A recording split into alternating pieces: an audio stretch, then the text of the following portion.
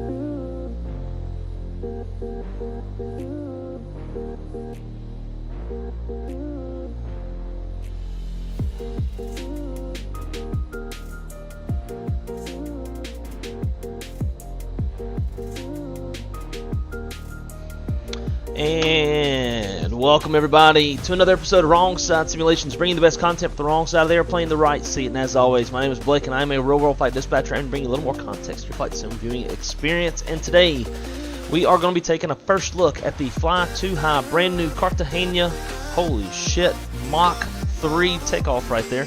Cartagena scenery in Colombia. I want to say we've done at least one flight in Colombia before, but nonetheless, it's going to be a lot of fun. Cartagena is on the coast of Colombia and has some very beautiful approaches, which was about the only reason why I was interested in buying the airport. So we're going to be taking a first look at that together when we get up there. We're going to be departing out of Bogota. I also bought this scenery last night. I can tell the scenery is old. I had to park my airplane on this side of the airport because on that side of the airport there's like a shit ton of missing textures, and it's bright pink and it looks like shit. So we're going to try not to see that, although I'm sure it's going to be hard. When we turn around and come back and we're on the approach, we'll see it. So as always, first things first, we're going to give a big shout out to all of our channel members, which is going to be Pilot Porter, Dustin, D-Champ, Callie Simmer, Ford Contour, Hillbilly Gypsy, Zach, Bravo Charlie, Gavin, Zolt, Skyfall, Wes, Jose, Andrew, Brett, Cam Shack, Chase, Shadow, Seth, David Isaac, Image Seeker, CST, Owls, Delta, Brian, Captain Geo, Blue Games, Lone Star, Aviator, Plain Nuts, Zach, Ron, Drew Stone, Jay Queen, Ben, Dancing Parrot, Marco, Shadow, and the very generous Josh.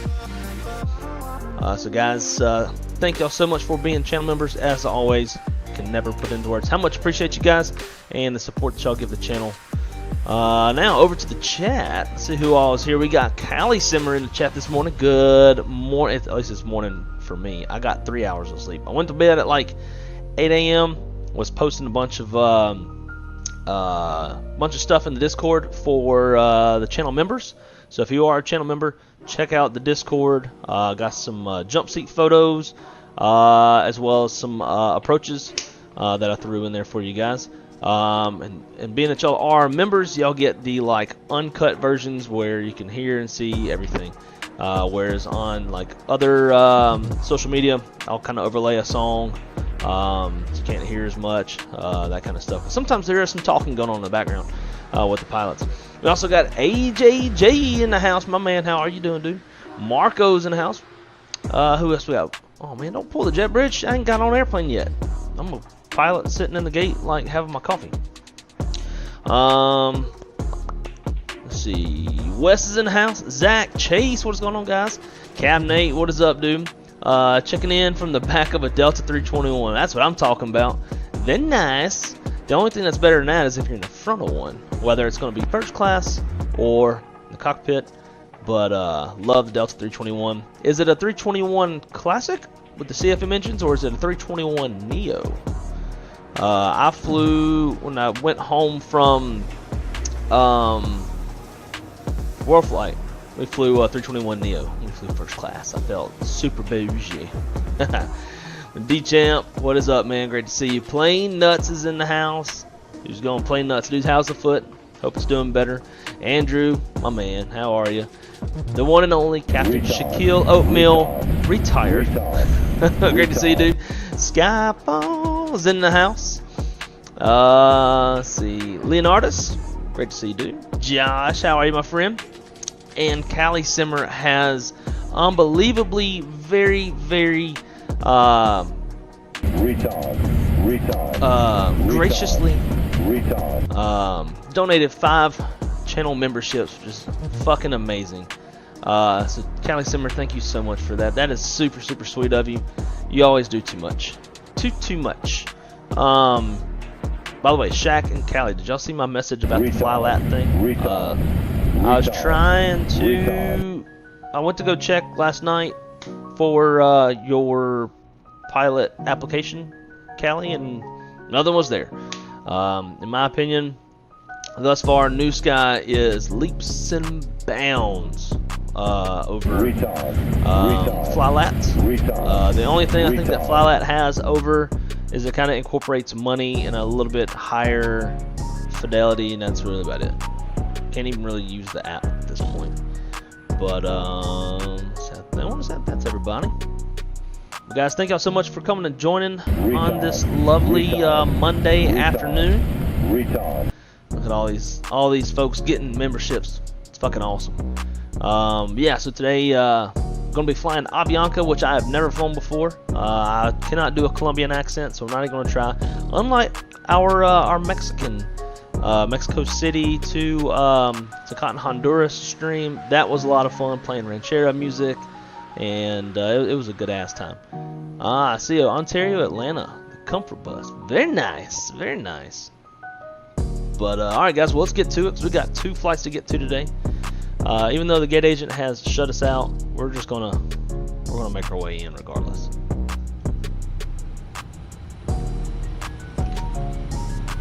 And as always, you gotta scoot the seat up. We'll get this door shut, or window shut rather. I don't remember how to do it.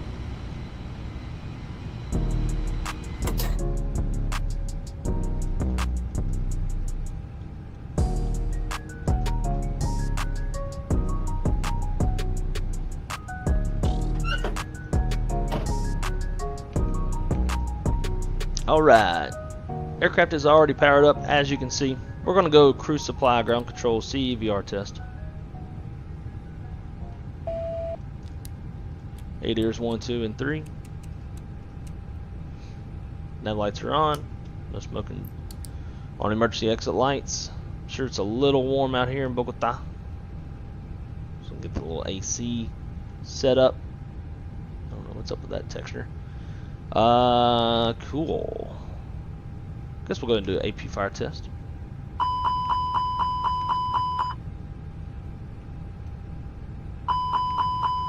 Engine 1 is good. Engine 2 is good. Alright, flight directors, constraints. Get this switched over to there, although it might be in hectopascal or whatever the fuck it's called. I'm gonna leave the VORs off, don't really care for those right now. Coming on down. GCS and auto, all. Cool.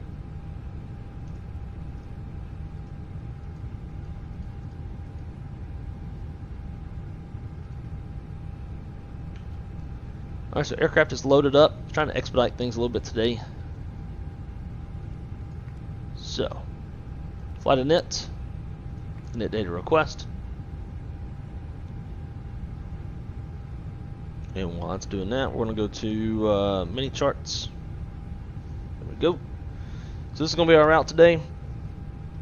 Bogota kind of sits in a bowl of terrain. So the SID is kind of a climbing circular type, although I believe we've got select runway.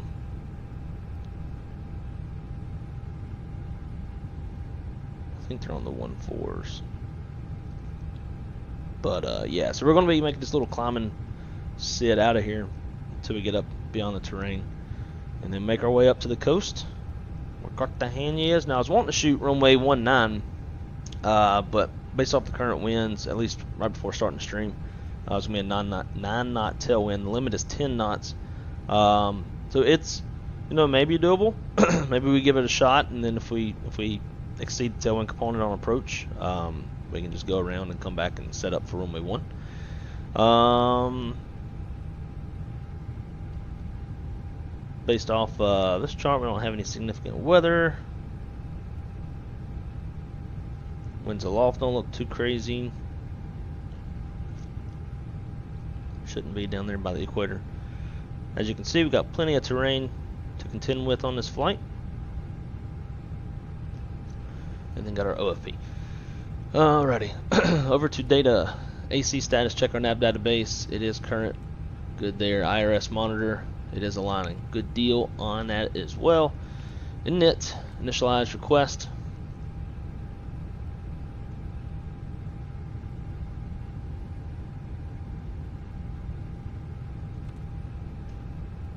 And our flight number today is AVA 8558. This is a real world flight. Leaves, I think it left about an hour ago. No, actually it should be leaving about now because I think they're in a different time zone. Cost index 69 giggity. Cruise altitude, we're looking at 350 with temperature minus 41. Bitch. Temperature outside is 18 degrees. The triple pause 55.9. Flight plan Bogota. Let's see, let's go to charts. Do we have an ADIS? Yeah, I didn't think we would. 206.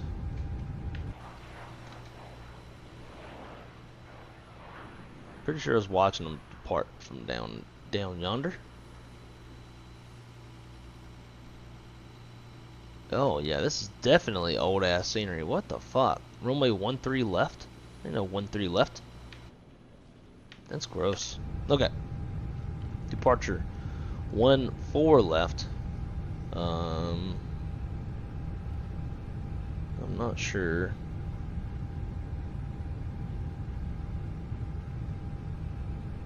how it's going to affect our SID, so let's just do this.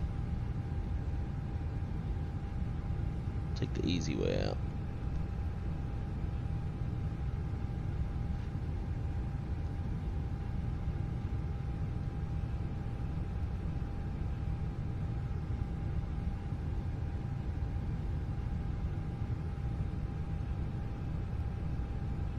Okay. We're going to be departing on the Danza 4 right.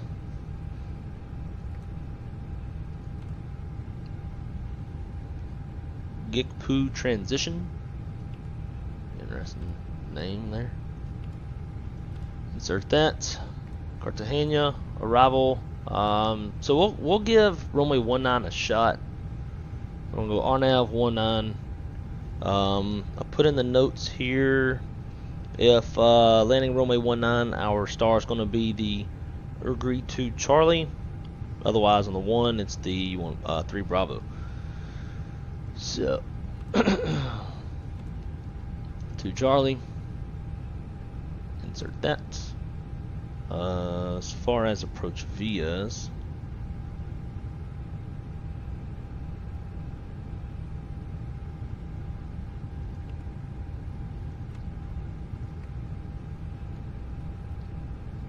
Snob. Insert. Secondary, in case we lose an engine, I could guarantee you here in Bogota would be a complex or a special engine out procedure. We would just do our best to avoid terrain, because I wouldn't know how to program one, nor do I have one. Actually, I do in my real life JEPs, but I'm not going to pull that up. SKBO.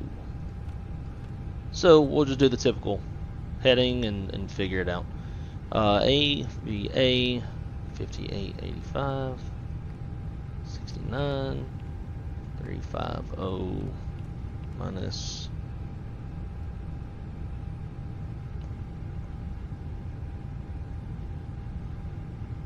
41.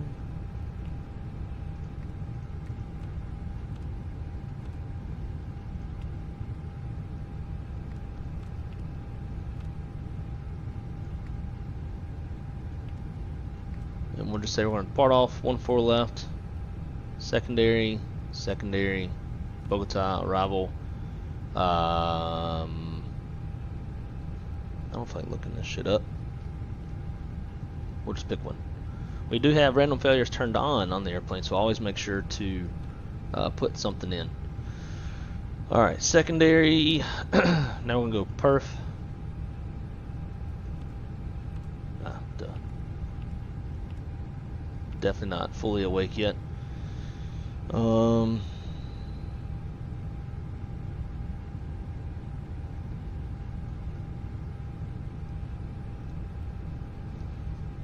Current weather 110 at 9.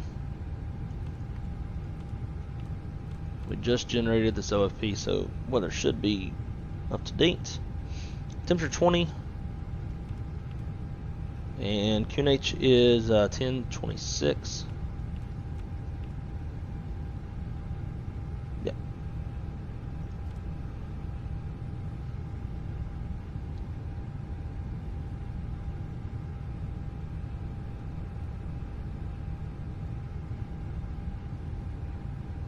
And what do we pick?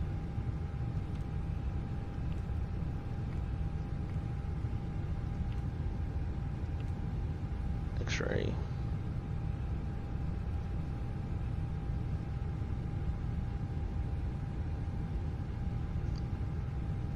And that's going to give us minimums of, oh well, fuck, X-ray is Cat 2, Cat 3. So that's why I should have just went ahead and looked.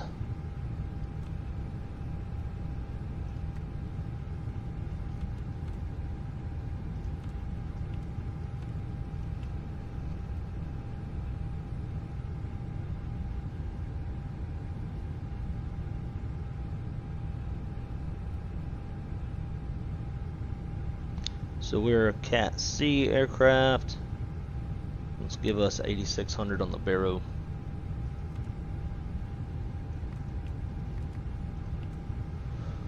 Okay. That's that.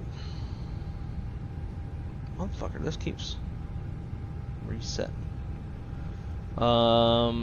Secondary's done, rad nav. Hard tune Bogota. And nits. Let's get our winds.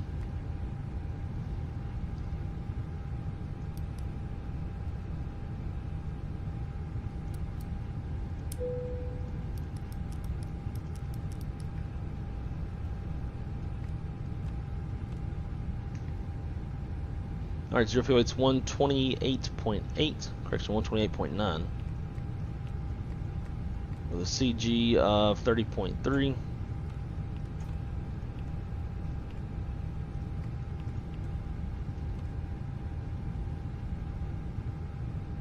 Planned 14.8. What we got on board? 14.8. 14.8. Route reserve is going to be 0. Alternate, we have none. And then reserve fuel will be 45 minutes at 3.6. Okay, that is good. Now let's get our takeoff performance. Definitely something we want to calculate out of here.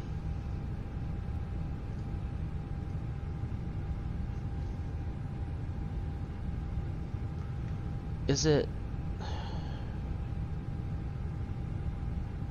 airport out of date, or is something else out of date? Yeah, 1.4.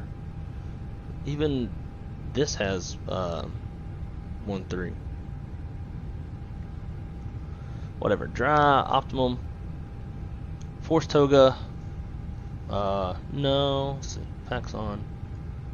We'll see what it gives us.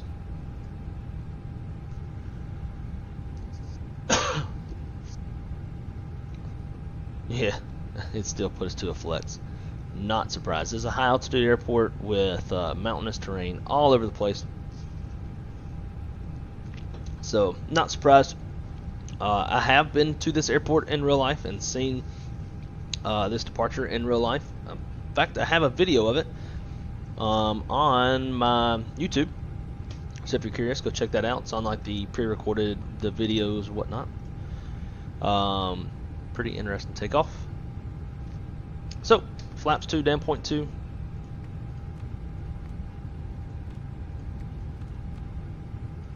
A flex temp of nothing. Then engine out, acceleration, climb altitude is 9360.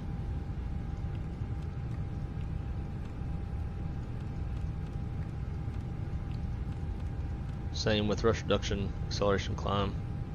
And then our V speeds 26, 35, 35.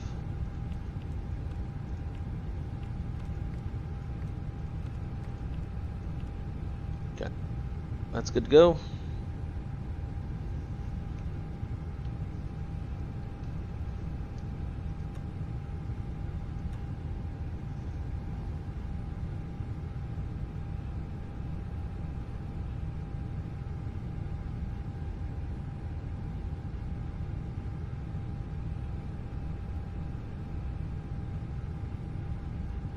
It'll be 22,000. Cool. Then 1026.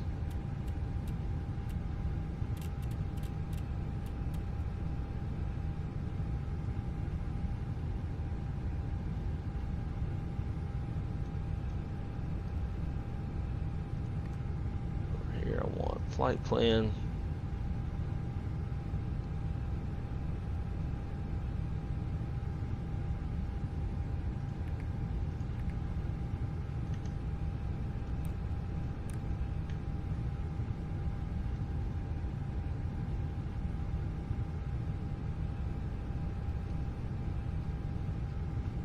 Throw fingers in this bitch.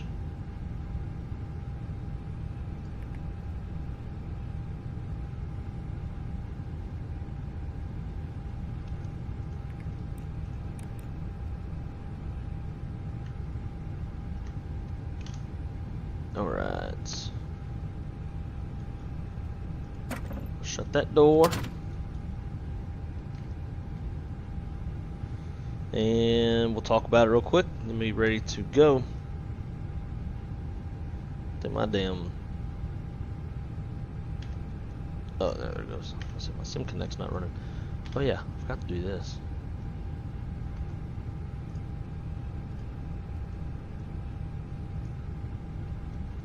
We haven't ran this in a long time.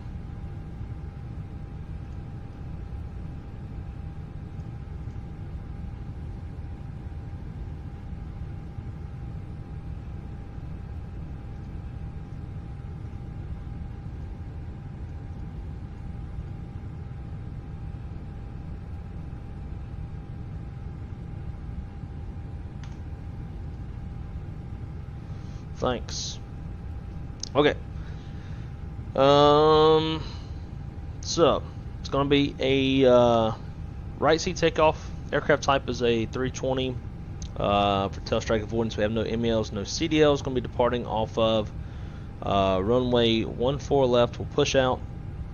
Nose right. We'll take Bravo 7 to Bravo. Nah, screw that. Bravo 7 to Alpha. Take that all the way up to 14 left. No hot spots, no runways to cross. Weather is no factor. Terrain is a factor. So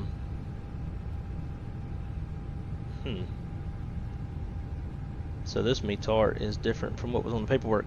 So current METAR showing here. Winds 200 to 6.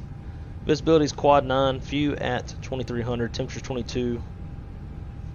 Yeah, what's going on? Because this says 18.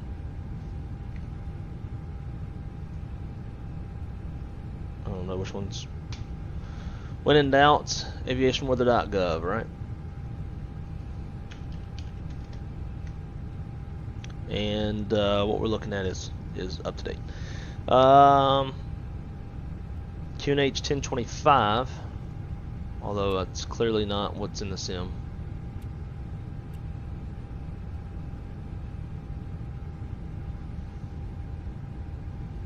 All right. So for aborted takeoffs, it'll be my decision to reject below 80 knots. Complete stop, set the parking brake. We'll call the flight center stations, analyze the situation, and call for any ECAM actions or emergency evacuation checklist as required. After 80 knots, we're only going to abort for engine fire, engine fail, low level ensure anything that makes it feel like the aircraft is unsafe to fly. After that, we're going to go flying and we'll sort out the issue. Engine fails to fly runway heading. We'll speed up, clean up, turn around, come back to runway 14 left. If all goes as planned, we're going to be flying whatever that departure was. We'll be flying the Danza 4 Romeo. Top altitude 22,000 feet. And we're squawking 2,000 because there's no controlled airspace as of now. And we are on VATSIM. And also, guys, as a reminder, if you ever want to fly with, you are more than welcome. We're going to be flying the return leg, Cartagena back to Bogota. So if you want to fly with, you're more than welcome. So with that said,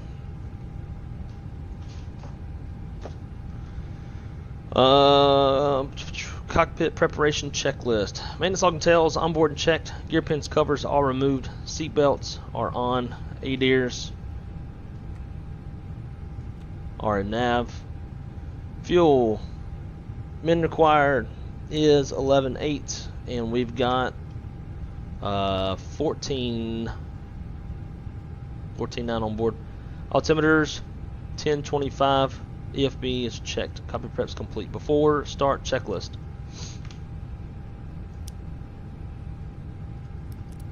Should get the rest of this stuff done.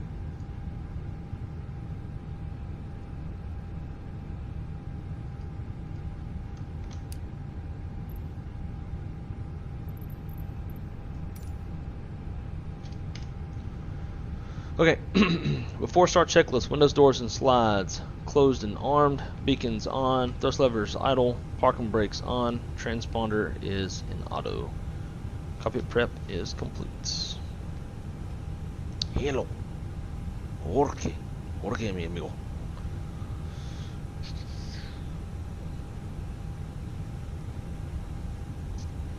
Get rid of this message.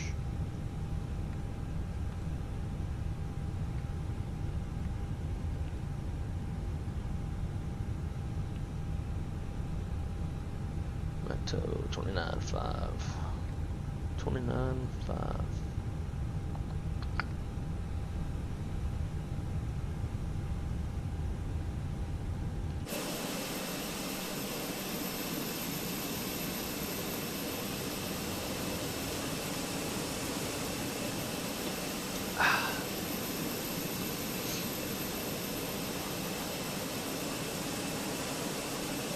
Look at everybody with these fancy new emblems next to their names. Cali Simmer, thank you again for doing that. That is so sweet of you. I've never even done that before for anybody. I don't know how. Just like, don't know. I don't want to go those rights.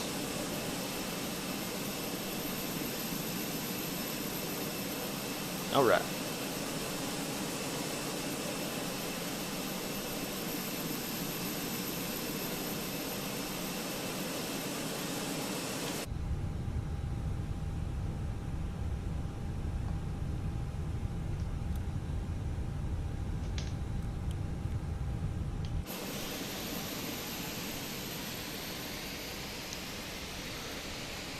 Foot's doing better. Swelling's gone down a good bit. Good. Very good. What's the payload? Payload is people, I think. Should be. For our 0 fuel weight, we're at 128.7 planned with a max of 134, so we're not even full boat. At least. Not in payload. Could be full of passengers, but not enough, bags to tap us out. So we get some Latin music today. Maybe. It's hard to find that kind of stuff, like royalty free and all that shit. But maybe. Heard the double chime, passing through 10, gotta go. Captain 8, it's great to see you, dude. Thanks for stopping by, and enjoy the rest of your flight. Josh said, got about 9 inches of snow in the last 10 hours. Fucking hate snow. Woo, that's a lot of snow, especially for a Louisiana guy like me. That's I lived in St. Louis for a couple years, and we would get some snow. We actually get a fair amount, but it was usually gone within a day or two.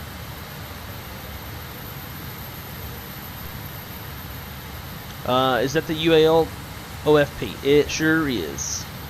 Love it. It's also closest to what we do at my company.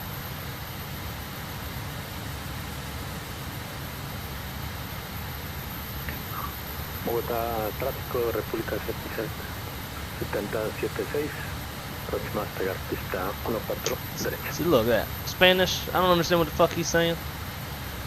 He's about to be like, what the fuck, whenever I start talking. Green chat, hell yeah. Kyron, damn, that setup is crazy. Well, thank you. I do enjoy the Airbus quite a bit, to the point that I decided to kind of go all out on the Airbus. So thank you. Just heated up some, dude. I will do the same, man. I got 4 cans from Christmas. I'll hit me up some SpaghettiOs too. Bet. All right, I guess we'll. Should we single engine it out? It's a straight shot. We'll single engine.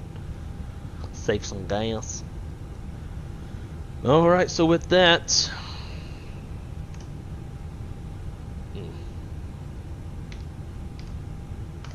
square that up. Alrighty, after start flow. Reset rotor trim. Flaps 2. 29.5 on the CG. That's going to be, we'll close down 0.2. Should be it. Electric pump. And AP zone. Cool. Alrighty, after start checklist. Anti-ice is off. Yellow pump is on. Rotor trim 0. After start checklist is complete.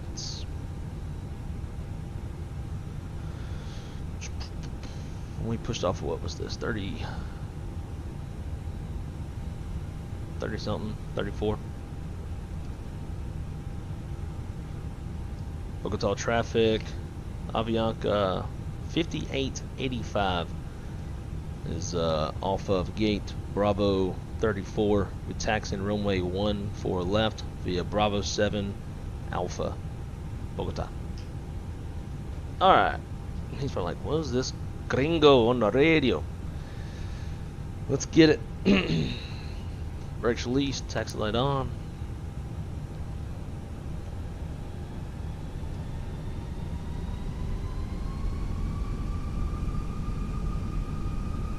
And brake check, pressure 0.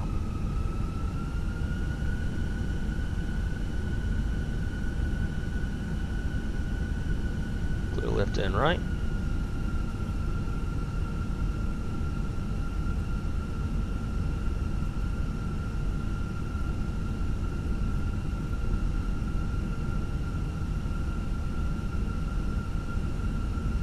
Lufthansa over there.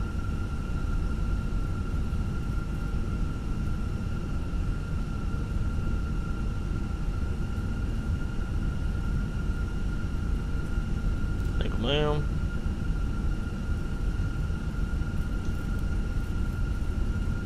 And we're gonna start numero dos. We do need to shut off that yellow electric pump.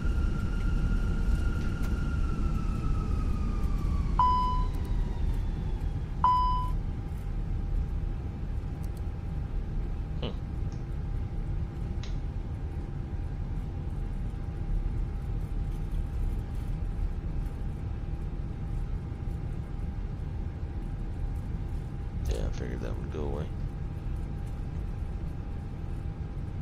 And that switch didn't go up. There we go. I think it was maybe dinging like that because we're maybe at such high altitude. Not really sure.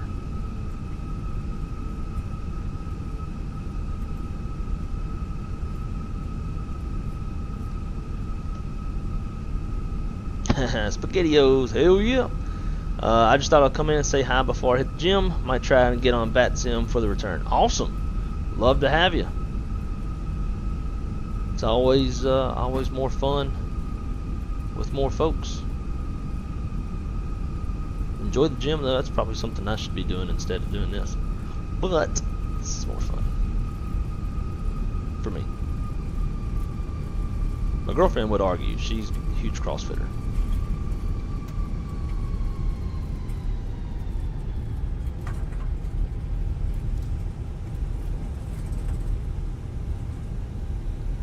Alrighty, we got a good start on one. Check that rudder trim.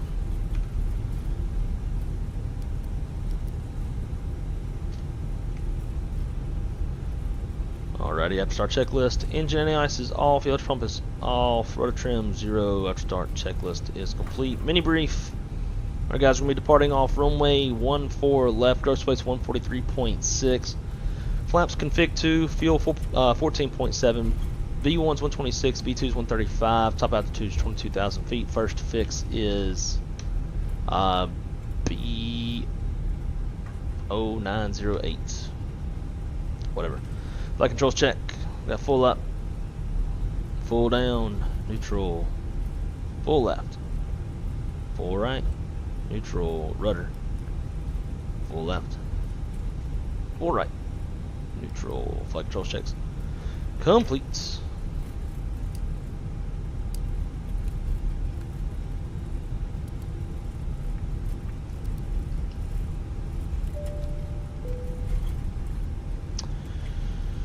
Alrighty, taxi checklist.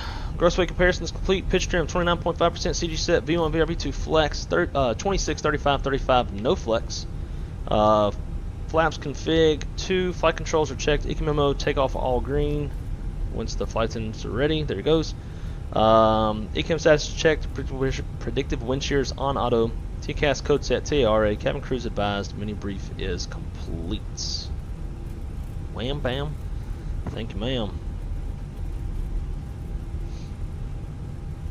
just accepted a new position at my current job, moving up. Oh, dude, fucking congratulations. We'll definitely have a whiskey drink for you later on. But congrats, dude, that's awesome. Hopefully it comes with a nice little pay increase. So you can, you know, have a little easier of a time taking care of that family. And maybe buying you a thing or two for Flight Sim. I wonder if this is... I couldn't understand what the fuck dude was talking about because he was speaking in Spanish and not in English like it should have been. It's Air Mexico.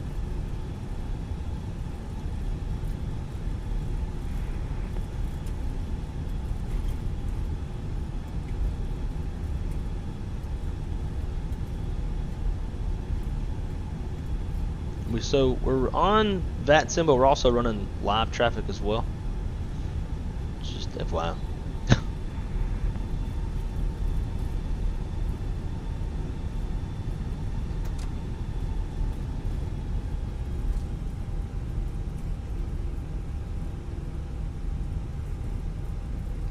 Bogota traffic. Avianca 8558 is going to be departing off runway 14 left on the Danza 4 Romeo. We'll be exiting their airspace to the north. Bogota. Alright, alright, alright.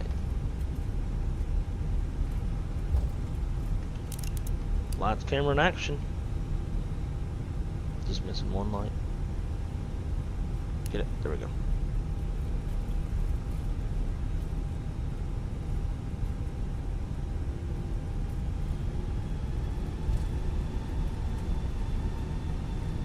Aircraft still on the runway. Got one dude on approach. I don't know if it's for this runway or the next one. But when in doubt, just pretend like it's not even happening.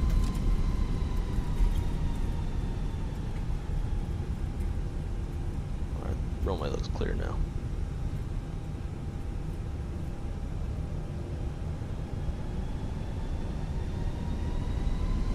Who's ready to crank and bank, old son? Toga. Man, Toga, SRS, runway, auto thrust blue.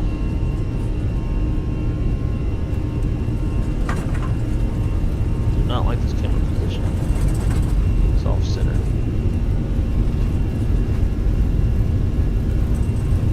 They're set.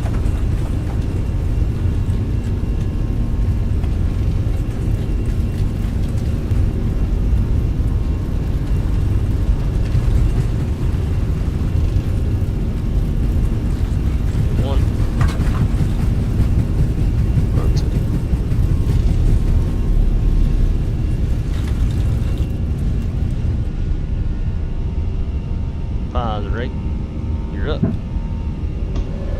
Down. Bogota traffic. Avianca 8558 is clear, runway 14 left. We'll be exiting airspace to the east, or correct, to the north. Bogota.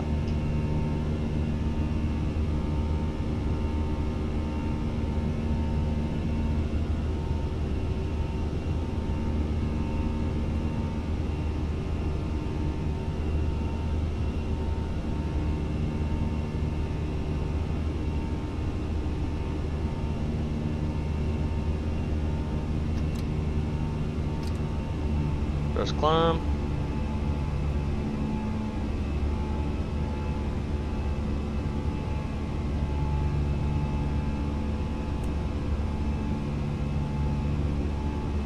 Just like if you take off the 1.4s versus the 3.2s, it adds like 15 minutes of flight time just because of the SID trying to get out of this bowl. And you can see all that missing texture we were talking about a while ago.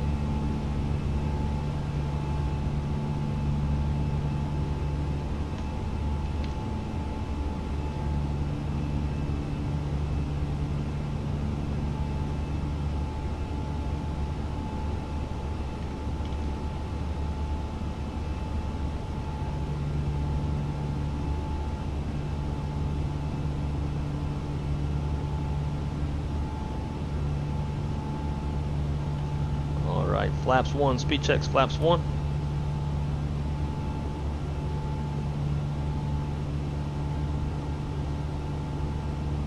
And flap 0, speed checks, flap 0. After takeoff checklist, landing gears up, flaps retracted, APUs off. After takeoff checklist is complete.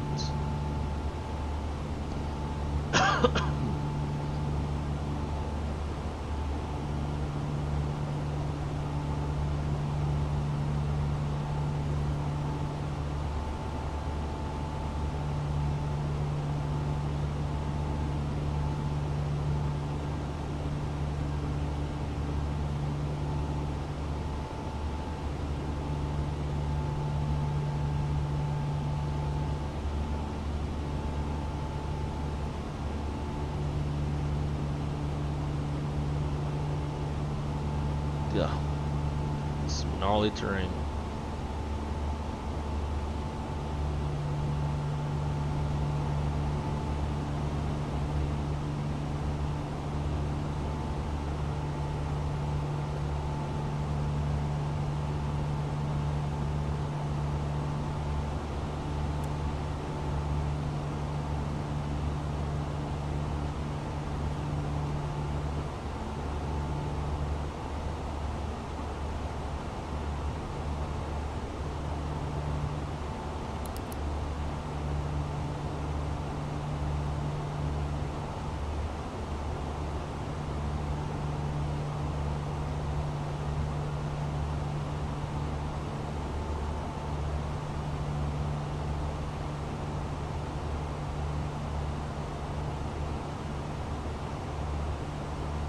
Alright, let's go autopilot 2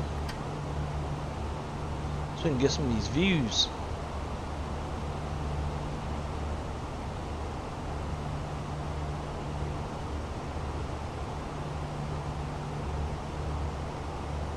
Being ground textures down here kind of look like shit.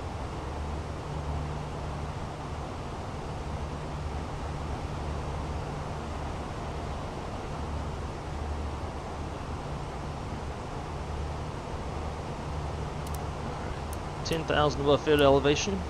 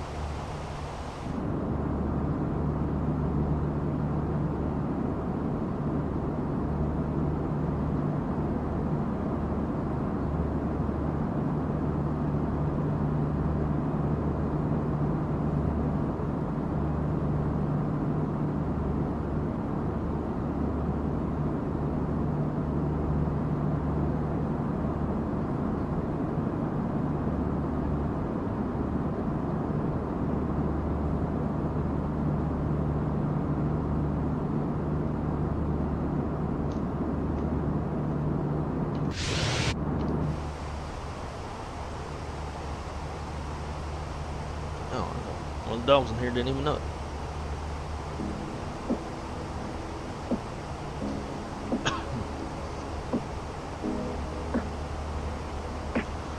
Alright.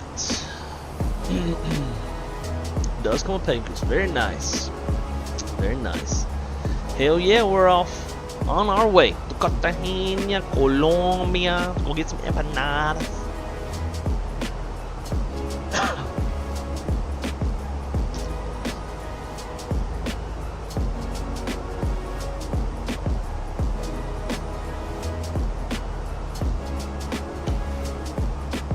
If y'all don't know what empanadas are, meat pies, ooh, good. Muy bien, I tell you, muy bien. Yes, sir. A new scenery missing textures. So this scenery is not new, I don't believe. I mean, it's got runway numbering that's wrong. Seems to me like it's relatively old, actually, probably pretty old. Yeah, so it's not necessarily new scenery. It's new to me because I just bought it last night for this stream. Yeah, the scenery that we actually really care about is where we're going. Yeah, missing textures. And then like I bought Bryce Canyon after coming back from Bryce Canyon, and it was missing textures really bad. Like everything was pink. So yeah, I don't know. I don't know what be going on.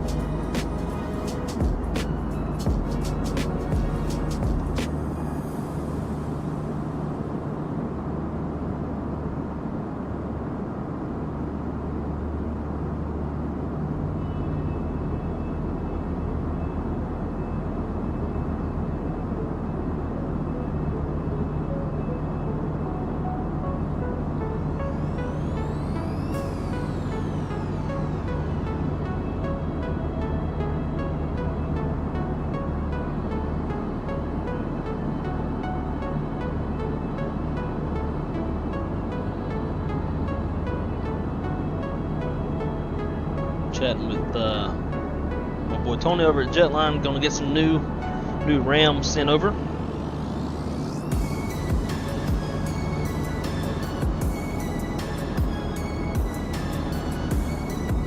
Beef up the computer just a little bit more. Sometimes just needs to be deleted and reinstalled. Oh, okay. Did not know that. But yeah, I guess it would make sense. Maybe just one little texture file didn't like transfer over or something. Let's see. Do you have the Corsair K100? I don't know. But we're gonna find out. Where you at, IQ?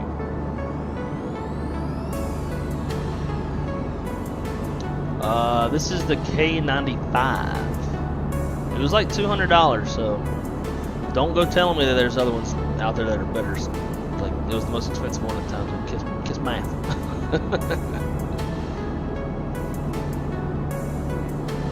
Ran into that with Lauderdale and Boston. Yeah, because I've never had the issue with either of those. Sometimes files get lost, corrupted when being unpacked and installed. Yeah, that makes sense. Makes sense.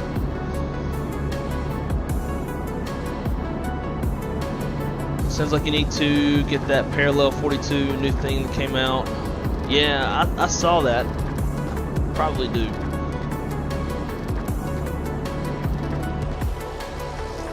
Dude, this departure is so fucking long. Look at this. Like we're still like in the opposite direction than what we needed to be. Like where we're going.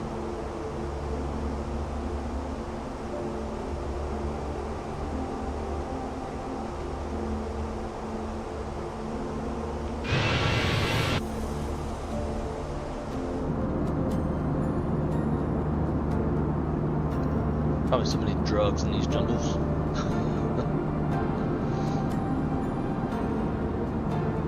Yeah, I'm gonna go get that now. Where can I get that thing? Isn't it probably Orbix, eh?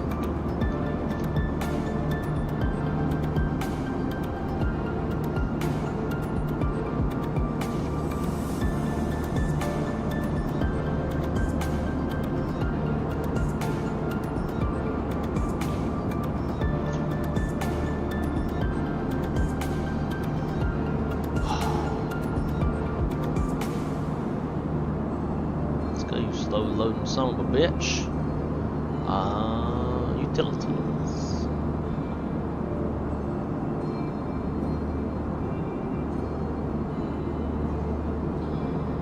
Yeah, maybe it's not here yet. It's on flightsim.to.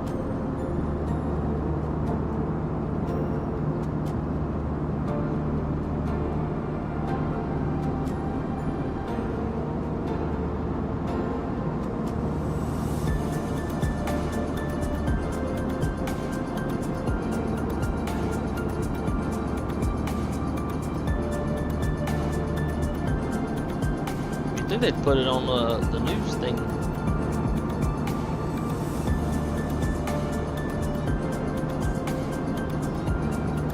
this shit called?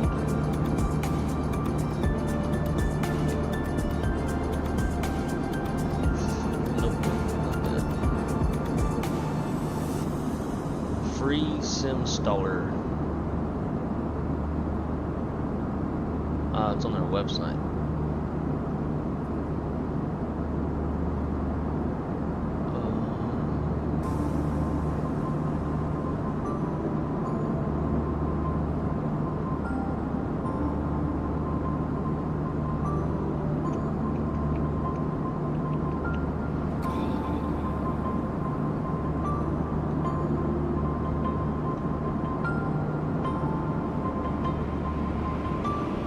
Let me get that bitch.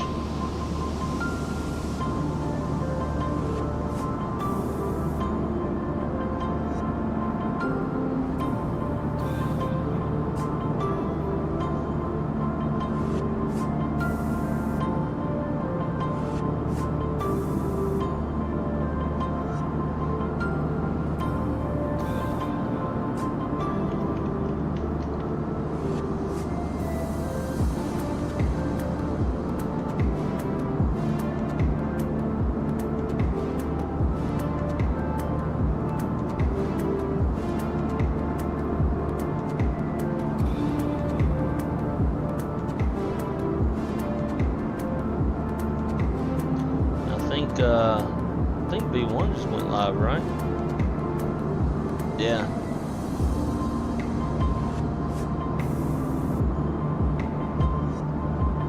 The old V1 is V1's live.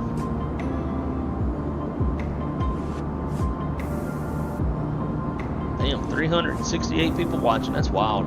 Can't imagine. That's too busy.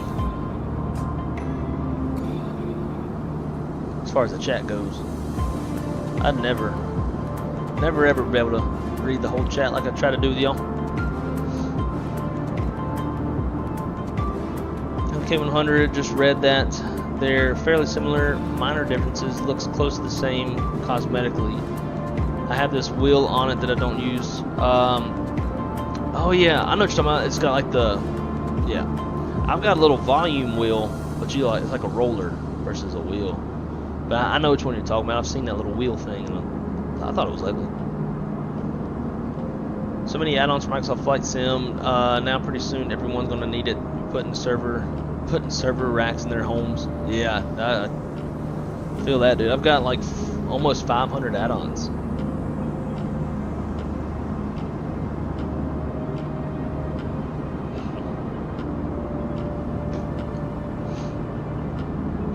Josh said, too bad I'm watching this instead. Well, dude, I appreciate it, man. Obviously, you can learn a lot more from V1. A lot of the stuff that I do in this airplane, I've learned from watching his streams, as well as obviously real life jump seating.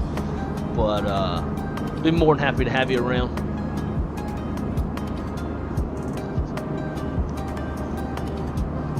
I am probably going to have to slip out of the cockpit for a lav break. Out of nowhere, my belly was just like, "Hey, bitch! Welcome to the day."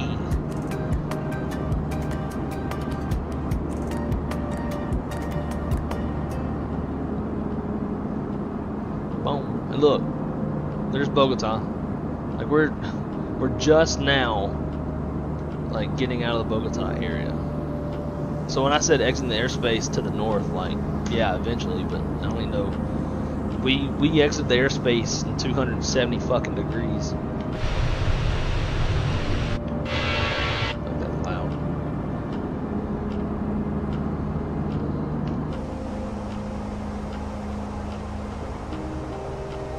Alright, most of smooth rides thus far. We'll kick it off. A little cool back there, 69, 69, 71. Warm it up some.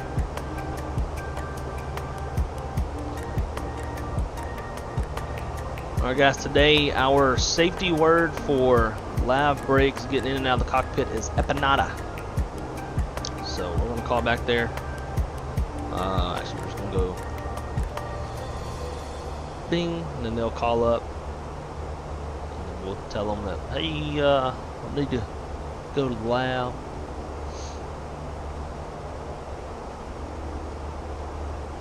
Blake, I have the Logitech 915 keyboard. I don't know what that is, so I'm going to look it up.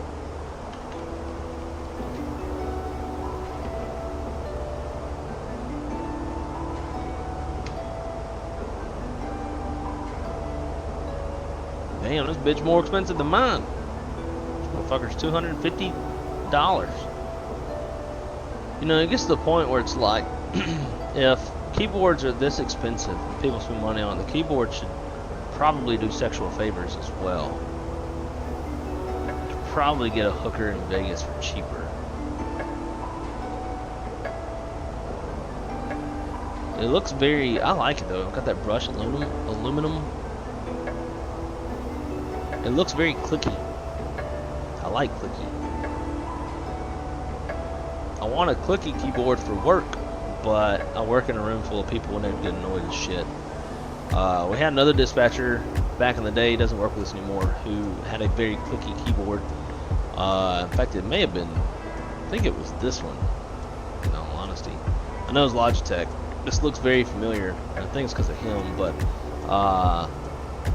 like I would literally have dispatchers and other people from the office come over to me and complain about his keyboard being too clicky.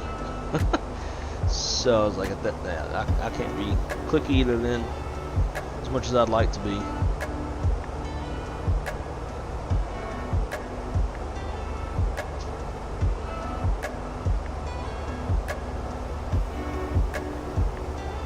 Best keyboard I've ever owned. Had it for a while. Both the K95 and K100 are worth the money. So far, it's been worth the money. I haven't had any issues with it. It's been one of the most reliable parts of my setup.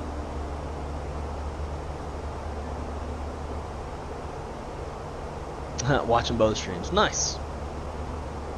Let's see, where's he? Holy shit, he's flying a long one today. Does that say Reno? Oh, Indy. Okay, never mind. I was like, Jesus. Das ist long, ja. But no, it's fine, Indy. Get that wing view set up just right. I'm gonna pop in the chat real quick on his side.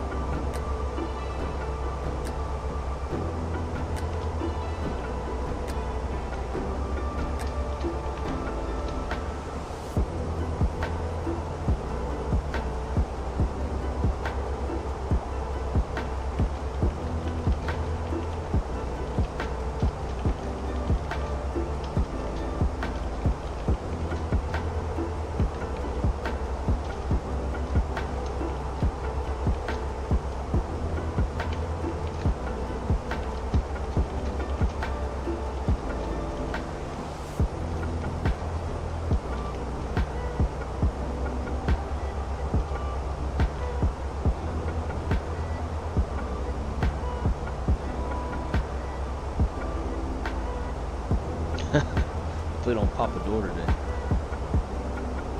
Need a saluty face. Where is the saluty face?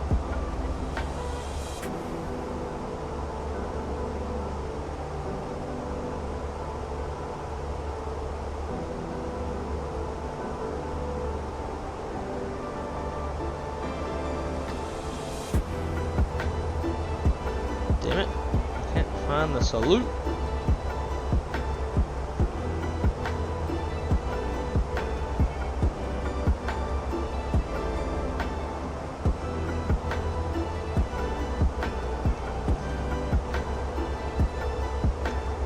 And coming up on our final cruising altitude, 35,000 feet.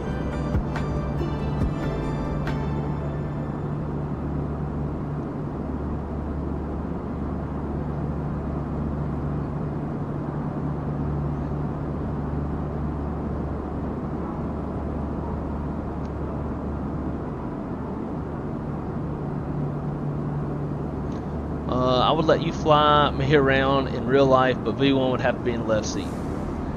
I agree. I would feel, if he's in the left seat and I'm in the right, I feel confident and comfortable enough to do it really. I think it'd be a win. Probably be a lot of fun.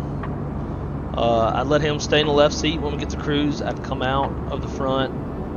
Probably have a whiskey drink with you. You know, maybe watch a movie. And then when it's time to come down, I'll go back up there.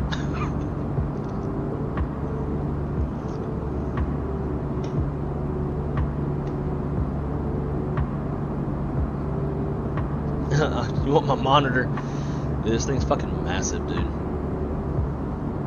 Absolutely worth the money, especially when you got a head tracker or an eye tracker. It is pricey though. I got it for $1,500 off. Its MSRP is $3,500. I got it for $2,000.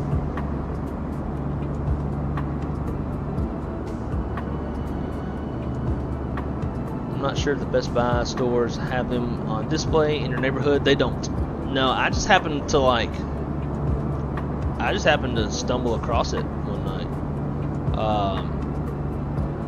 I think I googled like best monitors. Like I wanted to upgrade my monitor, and I just did a Google search, and it showed this. And I was like, "Holy fuck, what is that?" And then it was like, I don't know. I didn't even know it was on sale when I bought it. I just thought it was $2,000.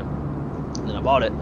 And then later, I was at Expo, and I was at dinner with Jetline Systems, and Tony mentioned something about the Samsung Odyssey Arc, and he's like, "Oh yeah, I got that." And he's like, "You got that?" I was like, "Yeah." And I told him what I paid for it, and he was like, "Wow, that's a good deal." So, but yeah, I would highly, highly, highly recommend it. It's a big. I mean, hell, I could probably just turn on the second camera and like point it at the monitor and stream that way. Like, don't even have to stream the computer itself. Just stream the monitor.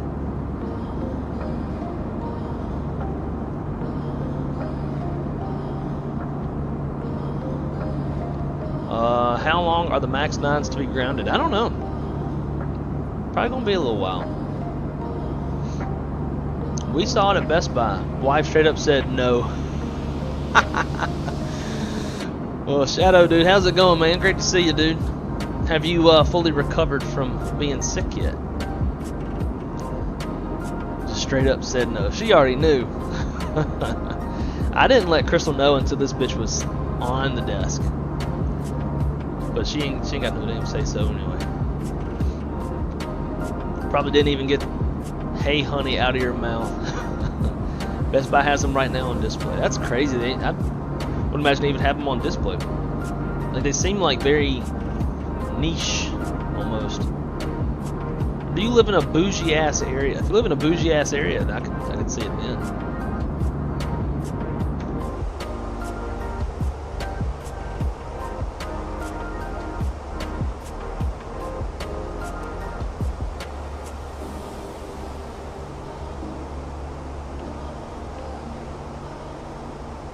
These ground textures do not look great.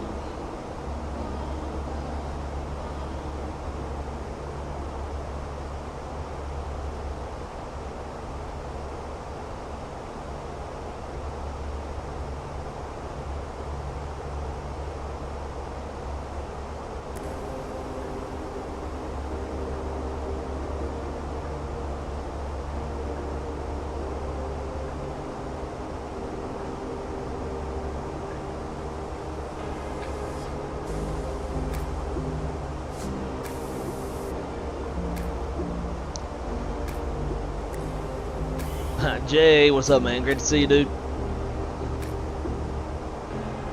A few weeks ago, V1 was streaming and had some flight issue with the Airbus he was flying, and you could tell that his training and memory items kicked in and saved it. I could imagine.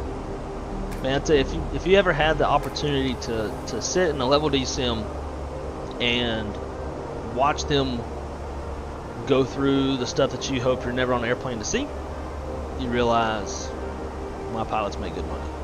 It's impressive, and it looks stressful as fuck. Nah, middle class. I recovered from the COVIDs.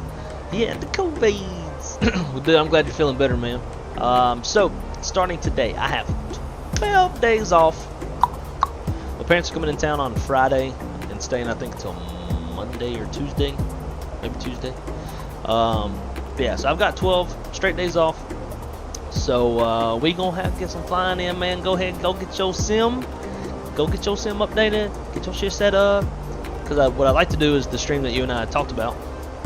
Where, you know, you and I are flying an airplane, and members can join on your controls and ride in the back.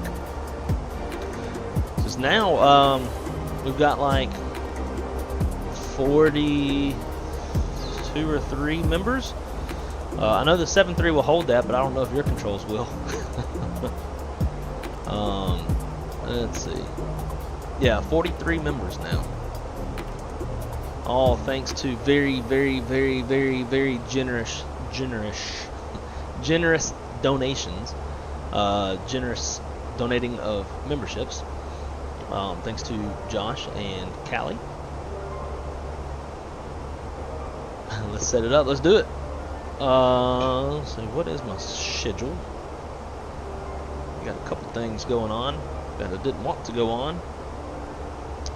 Like, last night we discovered we have some sort of a leak under the kitchen sink, so waiting for them motherfuckers to call me and schedule that.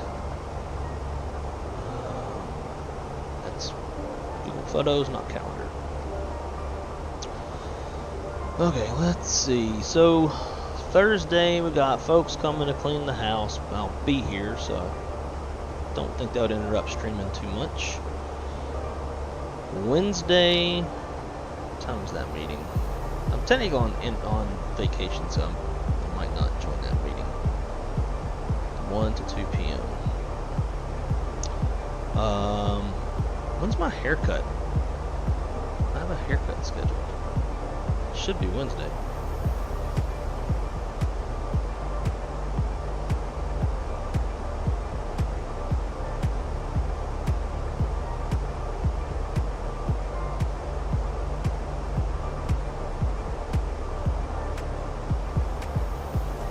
Oh, there. Okay. So tomorrow, as of now, I'm straight free. Minus one little 5-minute meeting. Wednesday I got a haircut at 1 o'clock, so that's kind of like right in the middle of the day. That one might rule out Wednesday, and then Thursday, other than the folks coming to clean the house, I should be free too. So, which is best, if either? What is best for you between Tuesday or Thursday? I was thinking about, my parents are flying in from Dallas. I was thinking about jumping on an early Dallas flight. Surprise them, meeting them at the gate. But then, like, my fear is I don't get on the airplane to come back home. And then they're like on the way to Orlando, and I'm stuck in Dallas. See, Zach said I'm fine with my $30 keyboard and $220 monitor. Yeah, but dude, if you're whenever you come to Orlando, if you have, you know, a little bit of free time, you need to come over and fly this. I'll come pick your ass up if I need to. Come get you a taste of the 55 inches of just phenomenal, orgasmic flight sim images.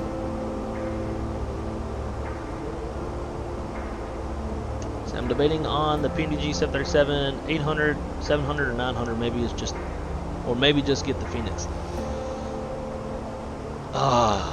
For me, if it were me, I mean, I can't live without. I'd have to have both. So for me, I'd probably just go with the 737-800 as that's the most common, and then the FENIX. I'd have to have both. I don't know. Like, if I had to go send a few feet pictures to make it happen, I'd probably do it. If I had to send a butthole picture, I'd probably do that too. You know, I would have to have both. But fidelity-wise, I'd probably go FENIX.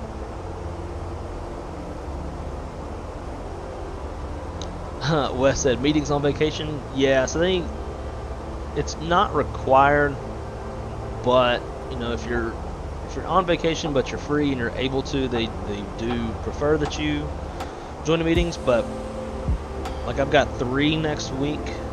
One of them I have to be on. Doesn't matter vacation or not.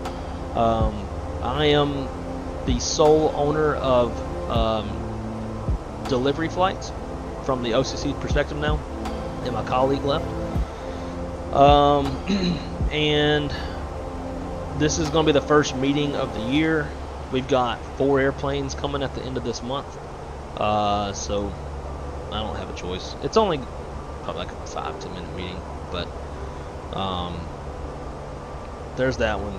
Then I got another one. It's like a collaborative meeting between all the ops managers and dispatch managers. That one I'm not required, but I'm also going to be getting a haircut at the same time. And then on Friday, I got a dispatch department meeting. We do it on Friday. That's usually about 45 minutes long. But I don't know. May or may not, depending on what's going on. My parents won't be here yet, so could. We'll see. That's why they pay me the big bucks, you know. Be on meetings and get shit done, and bring airplanes home to start making revenue. Anything after 6 p.m. I can do Mountain Standard Time, or in the morning. Okay. Cool. Let's definitely aim for the morning. You know, Chris will be at night, unless it was like a really late stream. Yeah, so let's aim for like morning time. What is the optimal morning time for you, and like what's the optimal like amount of time?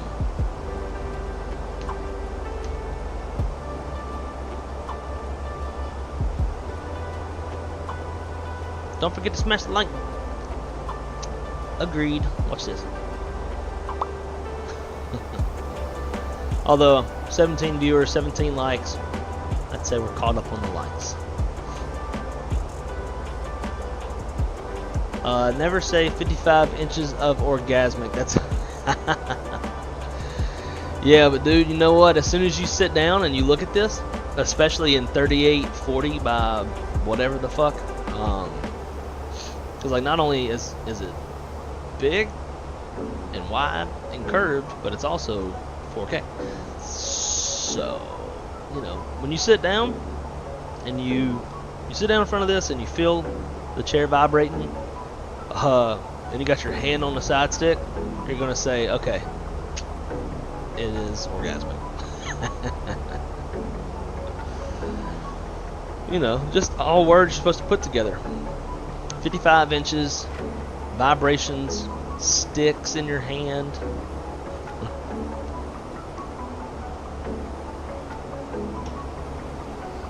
I'm sure there's no conversations like this on V1s.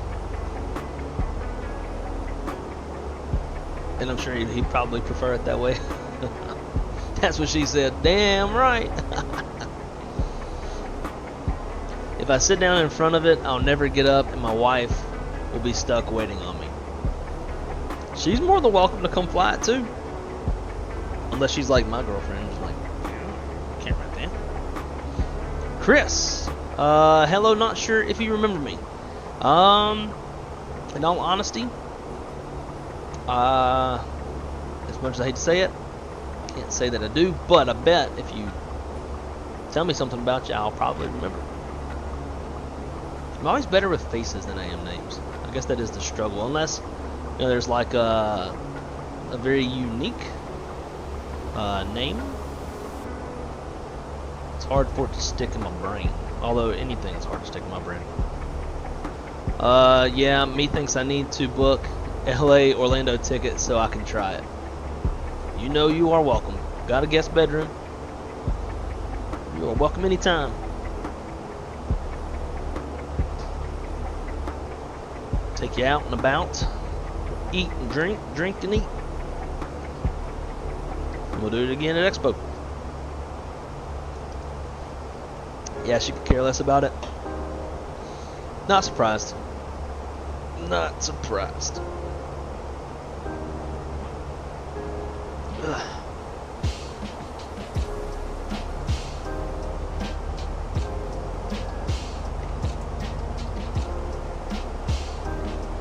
company message.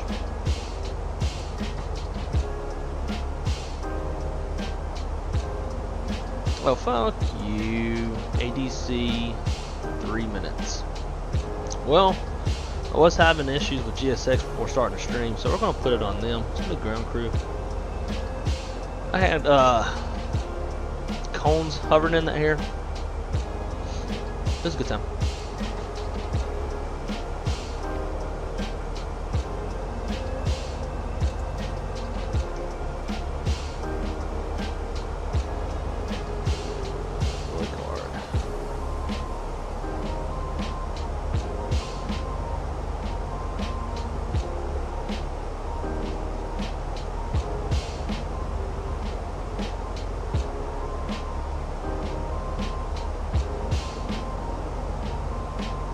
Yeah, I guess we're gonna say, let's do RLP.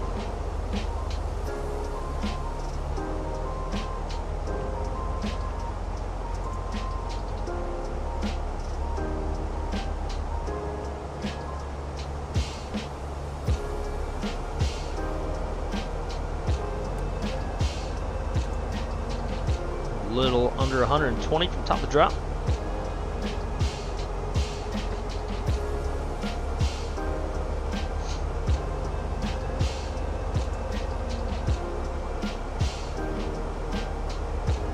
Is my name unique enough? I would say it is. I definitely don't see any other of Leonardus at all. I remember a while back I came and you were talking about maybe your roommate and you got a knock on your door.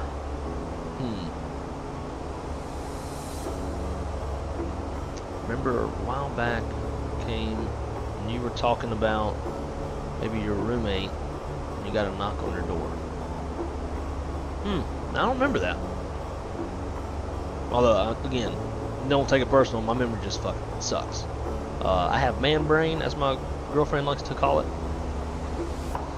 Wrong side gonna start charging admission to a sim. Oh, I wouldn't do that. I like to share this kind of shit with everybody.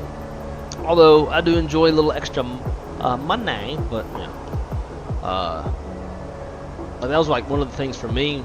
I think I've said this before. Whenever I first started simming back in like 2009, one of my coworkers had a beefy computer, and I was able to see what FSX actually looked like with the settings turned all the way up and da-da-da. I was like, you know what? That's a goal in life. One day I want like a badass setup, and I would love to be able to share it with other people. Problem is, it might cost people a lot of money because you get like hooked on it and want one yourself and go down the money hole.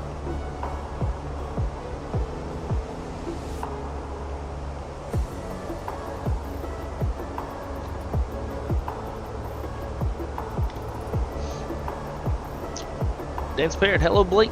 I'm back from school. I'm always excited to see you streaming. Whoop, glad to have you here. And how was school? Hope it was a good day. Did you do your homework? Did you make A's? Like me, procrastinate, you don't. And you're not a good student. That was not. So dang, I just realized the last stream I joined was around 1 year ago with the shared cockpits and the Mad Dog flying. That's been a minute. Damn. It's definitely not your memory. 1 year is definitely a long time. I barely remember people that I met a week before. Yep. I do remember you do flight dispatching. Yep, I sure do. I am manager of flight dispatch at my airline. And before becoming a manager, so I've been managing now for like, I don't know, a year and a half-ish or something like that. I've dispatched for 7 prior to that, 2 at another airline. But yep, you got that right. But yeah, I think my memory is worse than yours. Anytime I go somewhere and I meet somebody, like within seconds, when their name goes in one ear, out the other one. Yes, sir. I'm doing good in school. Nice. Keep it up. It'll take you places. Alright, so whereas we're nearing our top of drop, let's go through our top hat flow, and then we'll brief it, and then we'll do it.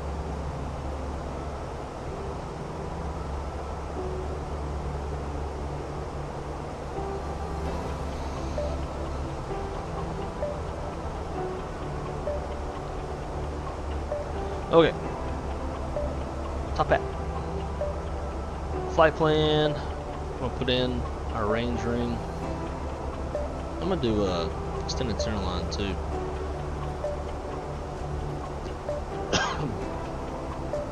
All right, so we're going to SKCG.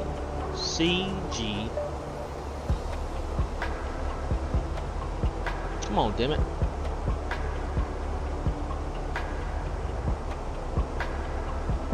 SKCG, runway 19 to start. Now we might have to go around for tailwind. I want to shoot this approach because it's going to be prettier, but we'll see what happens. 5 mile radius, RP runway 19.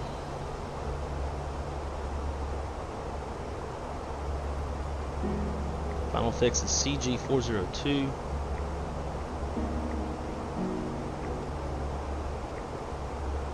And then the radial off of that, I'm going to shoot down the runway at 010.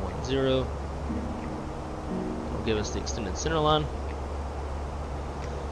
Rad nav, Cartagena's in there. Prog page, same shit. SKCG-19. 135 miles. Performance.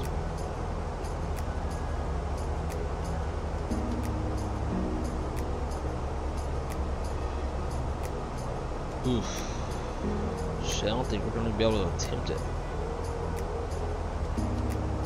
It's winds are 340 at 15. If we go land south, it's going to exceed the tailwind component.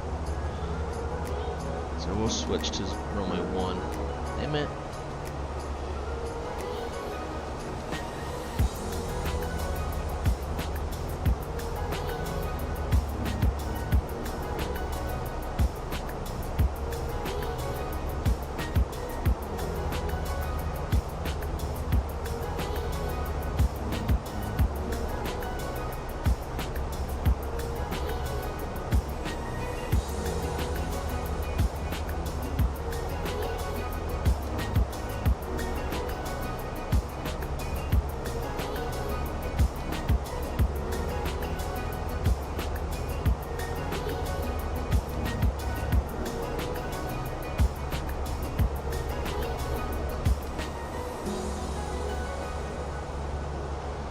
Alright, we'll insert that.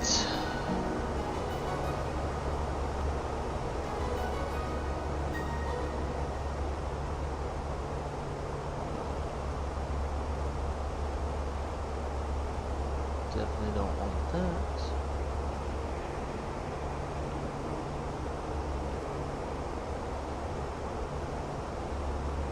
Why's it got the hold in there?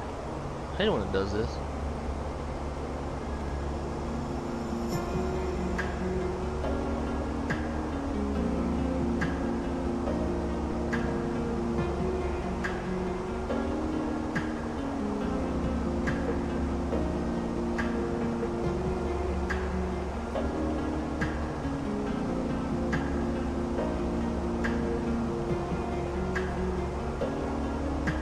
That should.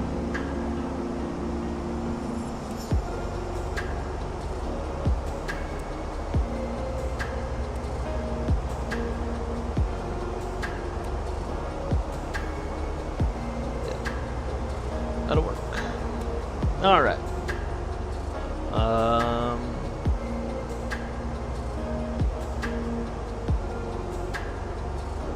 Perfect. That's where we left off. Okay. So winds are 340 at 15. with a temperature of 34. Damn, it's warm. Real warm. And then QNH is 1006. Minimums on this approach. Decision altitude is 250 feet.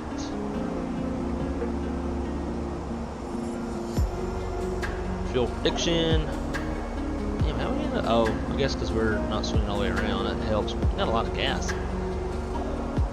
Hour and 2 minutes of extra. Secondary. Look at that. Not much to do with it. Cool. Half flow's done. ILS. Brake low.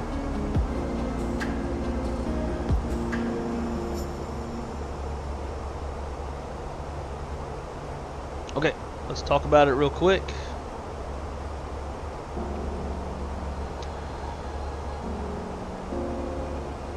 Alright, so we are planning the ILS runway 1. Approach frequency is 111.3 with a final approach course of 10 degrees. We'll intercept the glide slope at CG-401, 1,600 feet. Decision altitude is 250 feet. Runway elevation 7 feet. MSA from the direction we're coming from is roughly 2,000 to 4,800 feet. We have a standard 3-degree glide slope. The PAPI. If we go mist, we'll climb to 3,000 direct. ULUC. Mins for this approach, 243 foot ceilings, 1,300 meters on the RVR.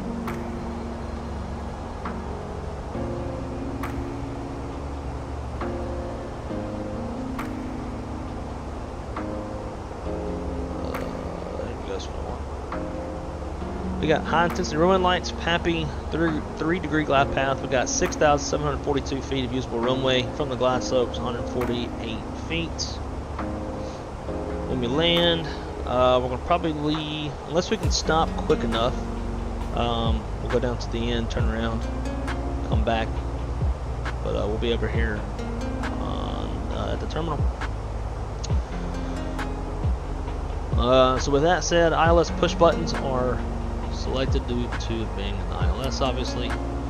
Auto brake low, flaps full, and full reverse thrust. Any questions, throw it in the chats. That fucking perfect timing.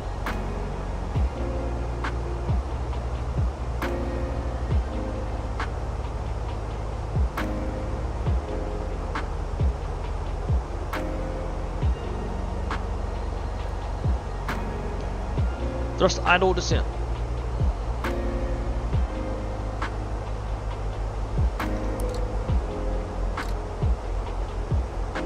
Seatbelt sign is now on.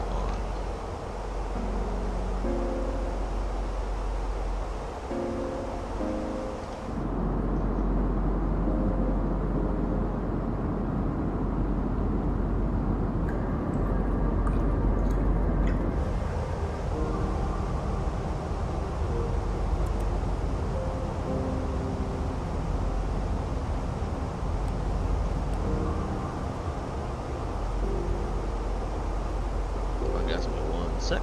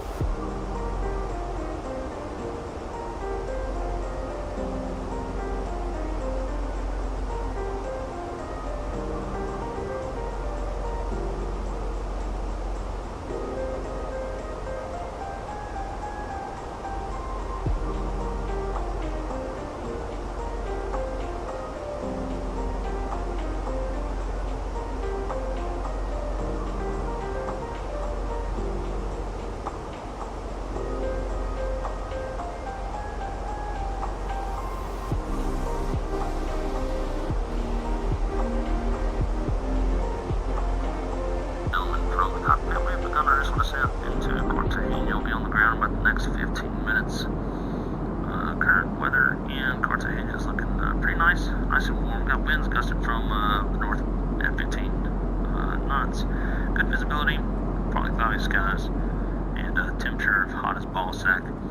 As always, we want to thank you for flying AVIANCA. We appreciate your business, and we'll see you on the ground. And Cartagena flight attendants prepare that cabin for arrival. Yeah, how about that?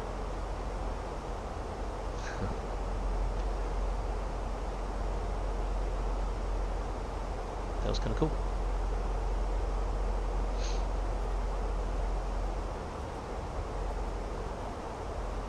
Oh, I see a familiar name in the chat. Mr. Captain Chemtrails himself. Morning, Blake from the West Coast. Man, great to see you. Hope you're doing well. You been getting any flying in? Outside of traveling. Looks like a pretty awesome trip you had.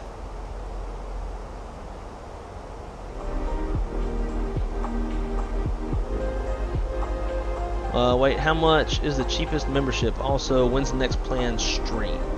Aiming to try to stream either tomorrow with Shadow, or Thursday. I believe Wednesday was gonna be a little too much going on, but probably tomorrow around 1 in the afternoon Eastern time, or Thursday. Actually, if me and Shadow stream though, it's gonna be earlier for him to be for his availability.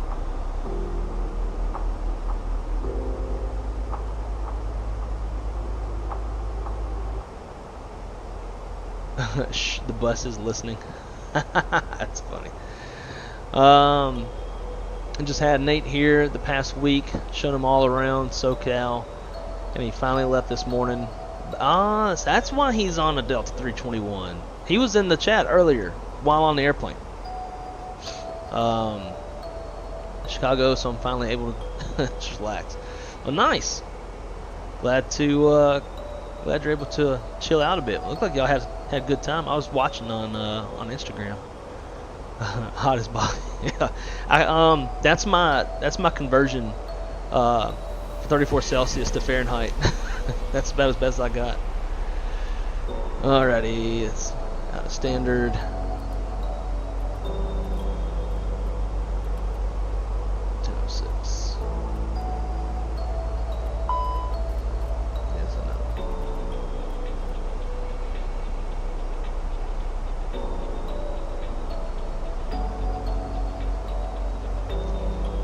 Alrighty. Let's see. Seatbelt signs are on. Let's check the status page. Looks good. Approach checklist. Briefings complete. Approach stable by 1,000. Well, technically be at 1,007 feet. But yeah. ECOM status is checked. Seatbelt signs are on. Minimums Barrow 250. Altimeters 1006. See, now after doing World Flight, every time I hit altimeters, I want to go like QNH 1006 cross-checked. But I guess cross-check is not a thing that's, at least per our checklist, that's done. They just both like each will verify.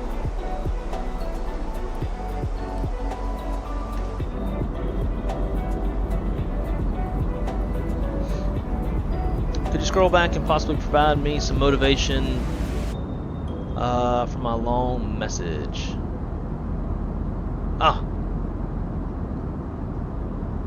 Sorry, I missed that. See, that's good. I'm honestly sad since I'm 18, almost 19, haven't graduated high school. Not proud, but just lost the inspiration and willingness. So I'll graduate hopefully. Any motivation? Yeah. You know, don't let, for one, just because you're 19 and still in high school, don't let that dictate anything. So what? Definitely make sure that you graduate, because if you don't, some jobs that's going to be the bare minimum requirement, right? Is high school diploma. But from there, college isn't for everybody. I did some college. I struggled with it. It took me 4 times to pass remedial math in community college. I was trying to get my basics out of the way for aviation. It was a very wide array of different types of math, so I really struggled with it. And so I had like one teacher that just like really everything clicked and made sense, and she could explain why. But taking a little bit longer to graduate school does not dictate anything in your life. Don't let it dictate anything in your life. You are, your motivation and the tone that you set in life will dictate where you go in life. Just as a little example, like I never finished college. I ended up joining the Air Force. Got med boarded out. The VA was going to pay for my aviation degree, so I was getting all my basic stuff out of the way. I was just about done with that, and then the FAA changed the hour requirement from airline mandated to government mandated at 1,500 hours, and then the VA was like, no, we're not doing that. So dispatch was next best, and fortunately, and I'm nothing short of just blessed, but I didn't finish college, but yet I am like some of my employees are graduates from Embry-Riddle, and they spent a lot of money and a lot of time and a lot of effort. What was that ding? On college, and they're amazing dispatchers. In all honesty, I think what only thing that gave me the leg up was this, and having a little better understanding of cockpit environment and that kind of thing. But you know, like I've got a 6-figure salary, and I didn't even go to college. Sometimes the trade can go a little further. Now, if you can go to college, obviously it's recommended. It shows employers that you're not lazy. You can get shit done in that regard. But yeah, only you can set the tone for yourself, and whatever kind of gives you that mindset, whatever motivates you, hammer down on it. And for me, it's the weirdest thing. For me, it's putting on a cowboy hat. And I know that sounds super stupid, but I kind of idolize cowboys in the sense of just folks that work really hard. They work hard. They don't make much money, but they have a very fulfilling life, and they love what they do. It's a lifestyle. And I grew up in that. My whole mom's side of the family are cattle ranchers. So like, just as an example, a couple weeks ago, I was really not feeling motivated to go to work. But I put my cowboy hat on, as I do every day. There's a little side of me that you probably don't really see much of. And I don't know, I saw myself, like I saw my reflection actually on the side of my computer on the glass, and just seeing that, and like seeing that cowboy hat and kind of what it stands for, it kind of like kicked my ass into gear, and was like, all right, let's go spur the beast today. Let's go kick ass and take names and do what we got to do. So that's just kind of what motivates me. So you find that same thing in your life, and it'll be a drastic help.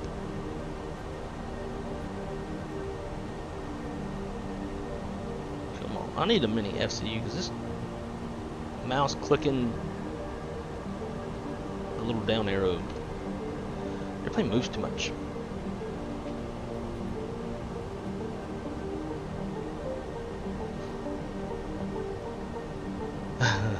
Aren't we?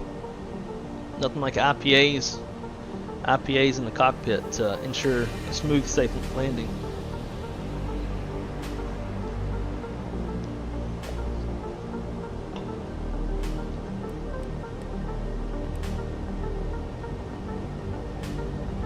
Alright. Time to hone in, guys. And Chris, I'll get back to your message on the ground. I promise you I won't forget. If I do, remind me. Flaps 1, speed checks, flaps 1.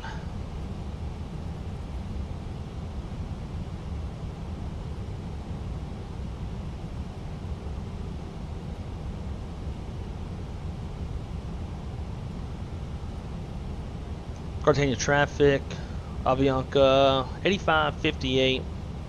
We're joining the final ILS runway 1, 12-mile final. Continue. Alright, arm up the approach.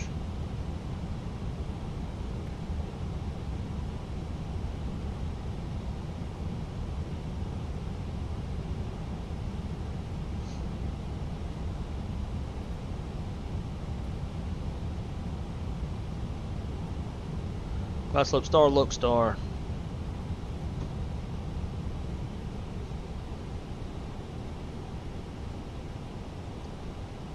Flaps 2, speed checks, flaps 2. Hello. Nothing's happening on my center pedestal. Oh, I guess we were frozen. Alright. Glide slope low.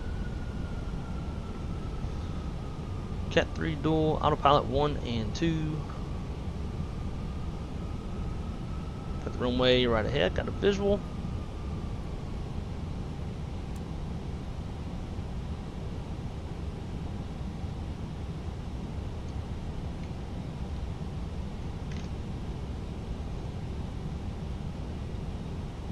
Let's approach out to 3,000. 2,500.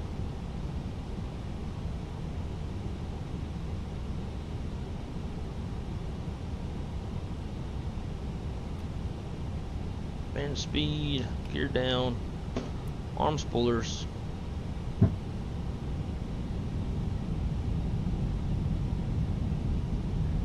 Flaps 3, speed checks, flaps 3.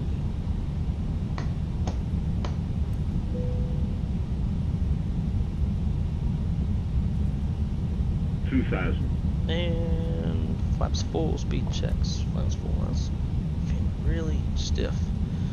Alrighty, landing checklist. Cabin crew is advised. Auto thrust, speed, auto brakes, low. ECMO landing all green. Landing checklist is complete.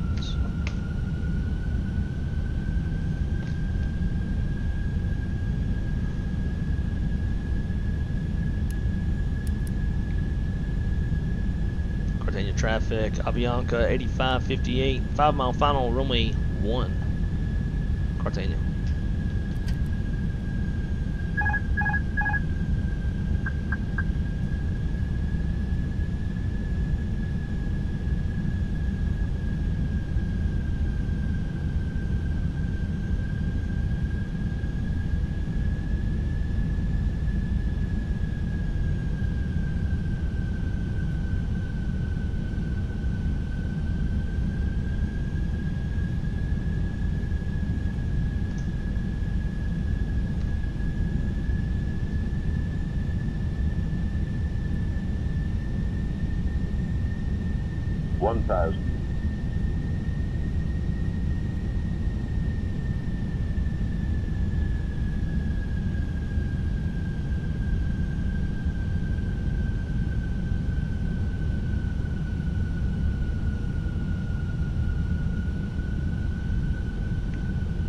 High, correcting.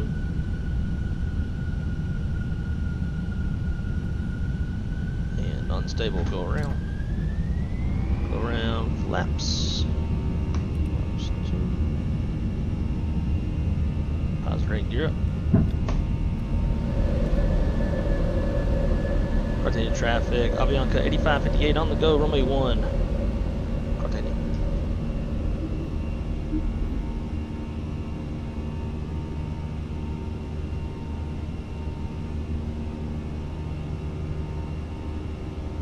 Climb.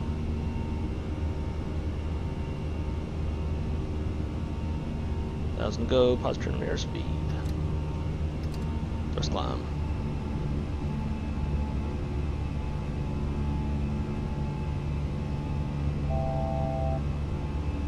Flaps 1, speed checks, flaps 1.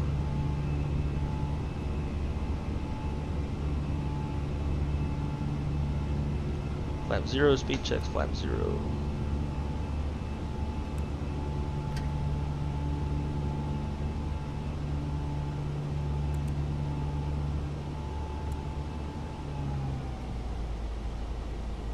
Speed alt star. Airplane struggling.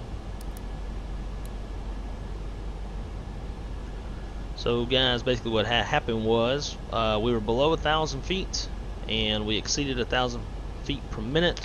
We hit 1,200, catching back up to the glide slope. Therefore we were unstable. We went around.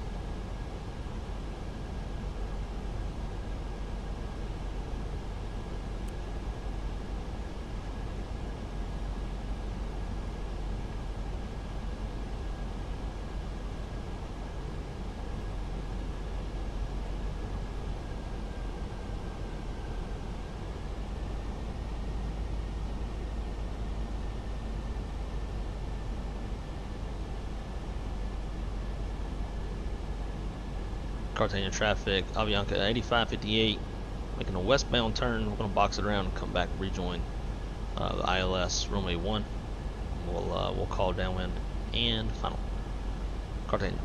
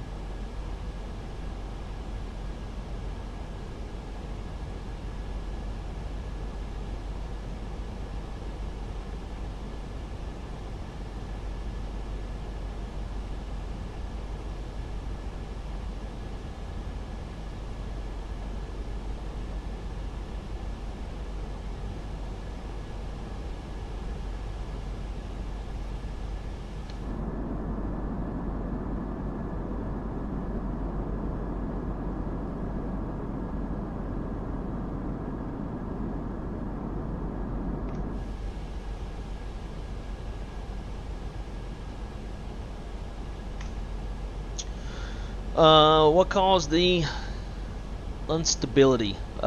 Me. So we were good. We were perfectly established, and then I think we caught a little bit of a gust. Ground speed. I've noticed the ground speed mini started moving. Engines throttled up a bit, and as the engine started throttling up, glide slope started kind of coming down. I guess the nose was kind of trying to raise up, so I was fine with a little bit of nose down pressure. Didn't give it enough. Got a little high. Went to catch back up with the glide slope. I think I even called out tad high. I'm correcting, and then yeah, I just wasn't watching the vertical speed and looked down. I saw the vertical speed indicator go orange, and I was like, oh, there it is. So just me. Only doing one leg today. Negative. We are going to turn around and head back. To add what Blake is saying, figure out your goals first, both short and long term.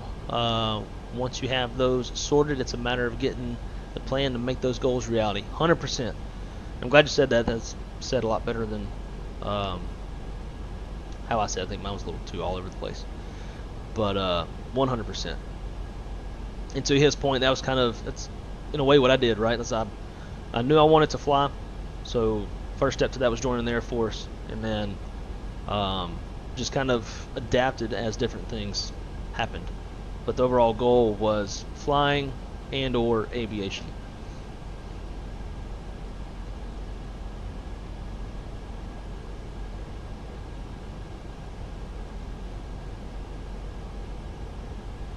That moment, Google. It's old as dirt, but still very applicable today, and it's great motivation. Nice scenic approach, absolutely. That's why I wanted to. That's the only reason I bought this. I really idolize the fire department, and definitely my ultimate dream is being a good paramedic. Honestly, I'm gonna save this stream and replay your words for motivation. Sounds good. Yeah, man, whatever you got to do. That's a very, very achievable goal. Anything is very achievable. Something you want to do. You set the goals and you start acting on them to make it reality. Very achievable. My girlfriend's brother is exactly that.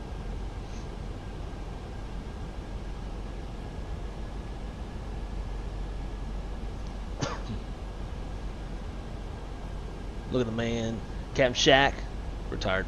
I'm gonna say retired after every time I see your name. Let's see, find a goal, no matter how big or small, strive for it. If you want something as bad as you want, yep, he absolutely is. If you don't know, Captain Shaq, retired. He was recently a YouTube streamer doing this. And had recently moved to Myrtle to pursue aviation, and he's out there living the dream, at least whenever the, you know, Lyft and the FAA get on better terms.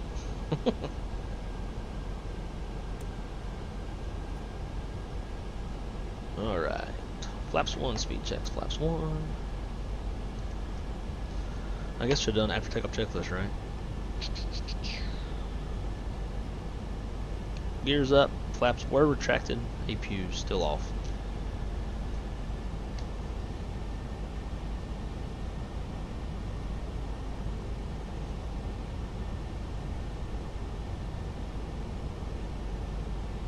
Yeah, these Bing textures down here, not beautiful.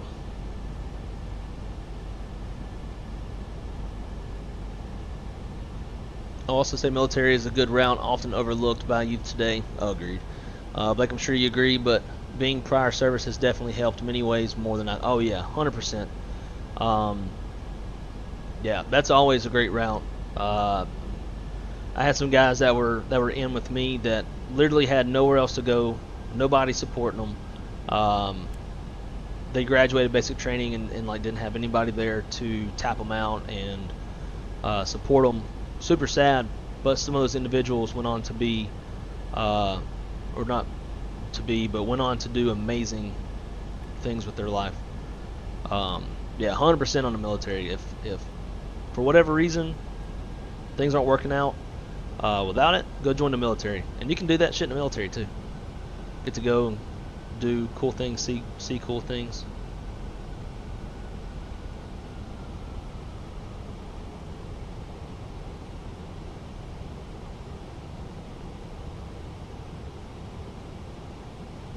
Look, star.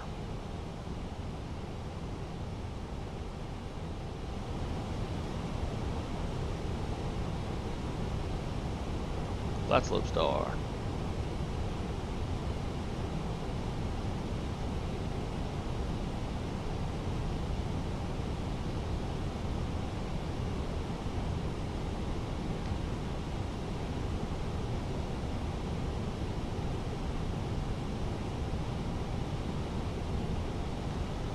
Alright, speed, glass of star, look star, cat 3 dual, autopilot 1 and 2, shut up, watch. It's telling me to get up, move around. And flaps 2, speed checks, flaps 2. Right-hand traffic, Avianca 85, 58, 8 mile final, runway 1, let's try this again, Cartagena. 2,500.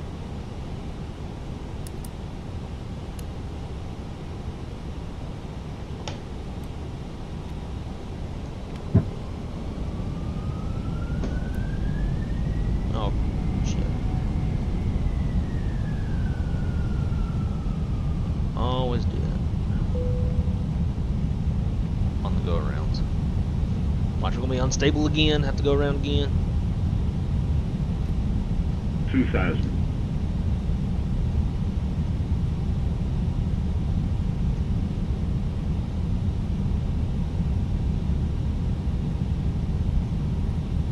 Flaps full, landing checklist. Speed checks, flaps full, landing checklist.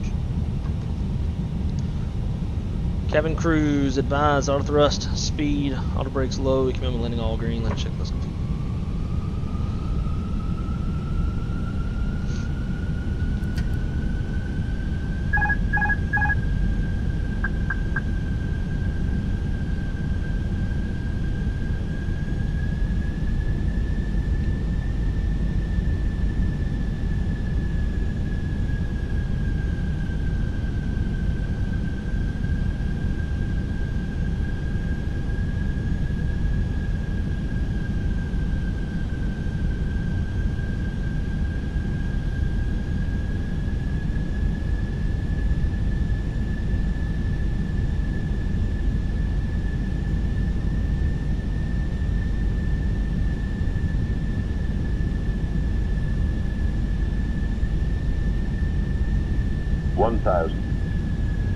Stable for now. There we go. There it goes. Nose trying to come up.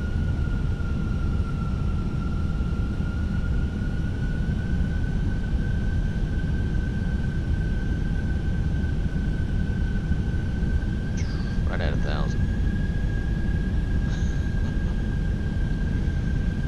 Skirting the line. Alright, we're visual.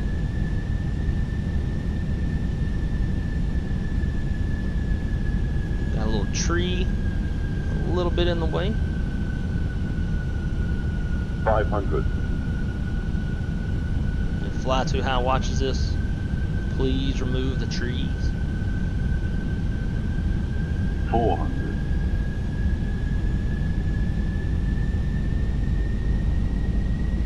100 above. 300. Minimum. Continue. 200.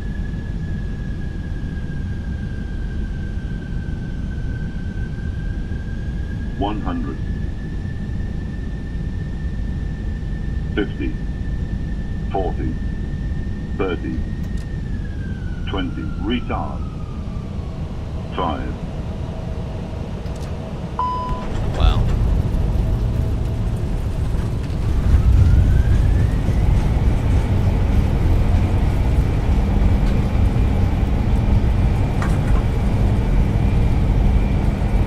First green decel. First idle.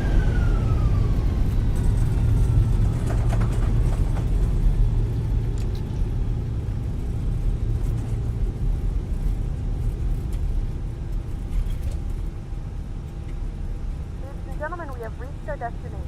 The local time is 3:19 p.m. and it's currently about 31 degrees Celsius. You can now use your mobile devices. Please remain seated until the aircraft has come to a complete stop and the seatbelt sign is turned off. Remember to use caution when opening the overhead bins as items may have shifted during the flight. We thank you for flying with us.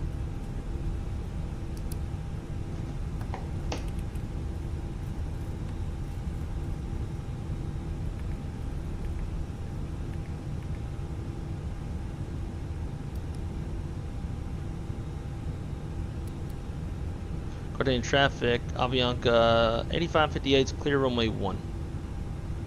Cartagena.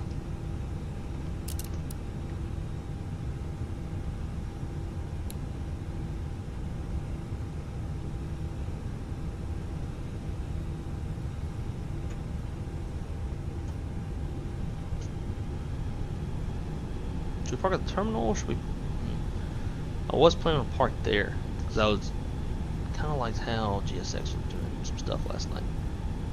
But for all intents and purposes of this stream and taking a first look, we'll go up here. We'll go to gate 4.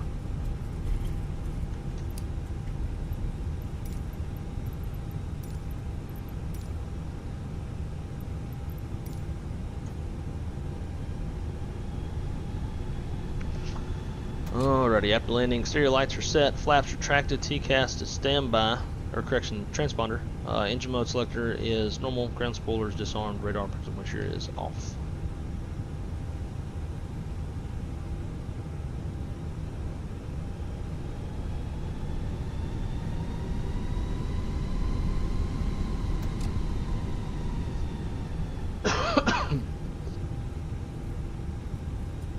Got 60 seconds left until we have our 3-minute engine cooldown.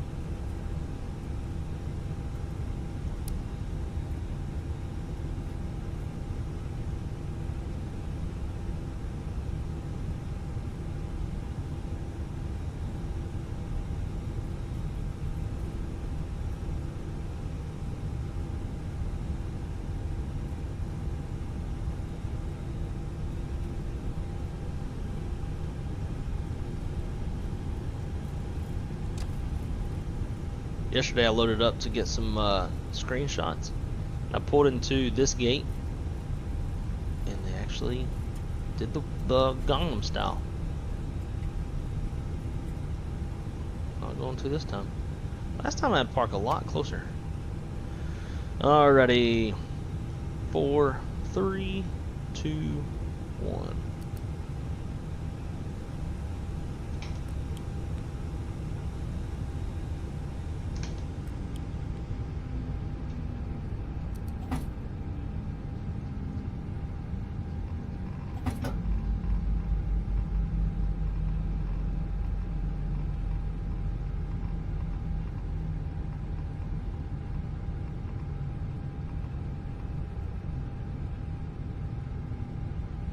Alrighty, deboard.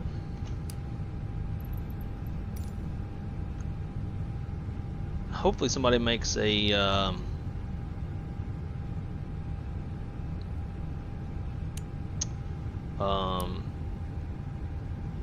GSX profile for this thing, for this airport, because it's going to use a bus and like bring people, even though there's like the terminal walkway right there. Alrighty, parking checklist.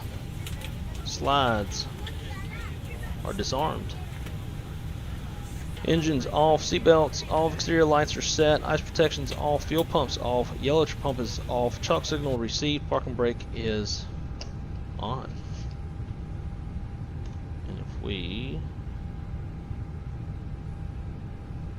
actually got chalks and cones, so we can release the parking brake. There we go, guys. Leg number 1 is complete. Let's see what Valanta gave us on the landing. Felt good, although my dumb ass went into reverse thrust before we even touched the ground. But, you know, we're gonna pretend like y'all didn't see that. Negative 96. I'll take it.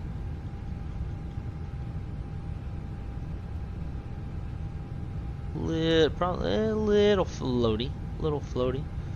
That's a pretty good looking circuit there.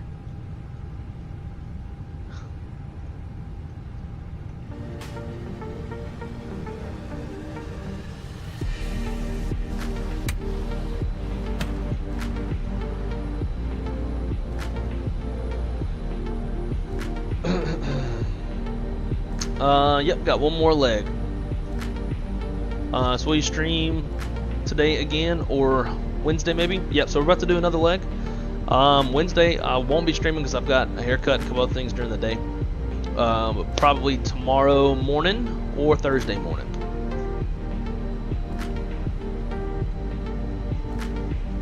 A little left of center line, but not bad. So, thank you. Thank you. I wish I had, wish I run a new sky, because it gives you a good, like, insight on the center line and all that good stuff. I tell me watch the same shit. Yep. Shut up. Tell me what to do. To say I know is an understatement. Say I have a neighbor who went into military for aviation, is now UPS 74 pilot. That's awesome. Dang, Apple, you could be at something as sad as a funeral and they're like, get up.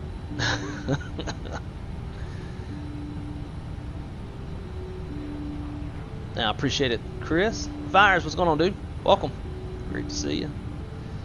Can I just say, absolutely love all your graphics and transitions you have. Especially love the little tablet and your in-flight announcements. Well, I appreciate it. I tried to, like, you know, give a little production value to it. Super cool to have the airport, what looked to be in downtown. Yeah. I think Cartagena is relatively touristy for the most part. I've heard that the women in Cartagena are unbelievably beautiful. But yeah, it's very, very scenic approach. I've flown over it once when going into Bogota. I was like, man, I bet that's a pretty approach. So when I saw that they released the scenery, I was like, you know what? I don't usually care much for airports outside of the U.S. just because I won't fly them as much. But I wanted, when I saw screenshots and they come right over the water, I was like, you know what? We're gonna stream this one.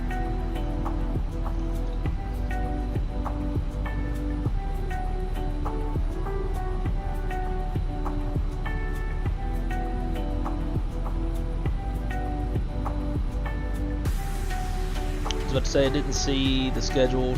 I'm busy, unfortunately. Hopefully I can catch them on Wednesday. Yeah, no Wednesday.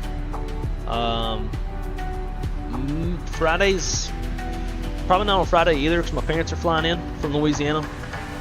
They don't land until midday, so maybe something in the morning if I can get my ass up. I have such a nighttime circadian rhythm. I struggle for getting up. In fact, I didn't want to get up for this stream. I set it for 1 o'clock. I went to bed at 8 a.m. You know, set my alarm for 12. And it told me how much time I had to sleep. I was like, oh god.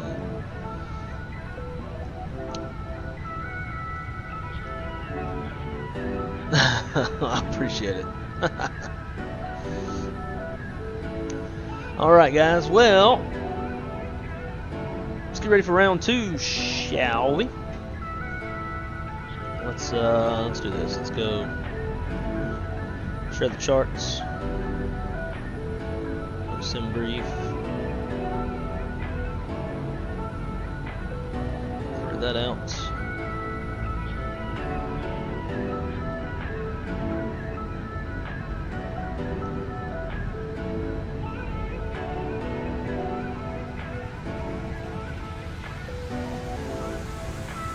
Turn legs, 95.15. I put notes for myself in the remarks. Otherwise I'll forget stuff. And it helps save time on the stream. So I'm not looking stuff up. Like flight numbers.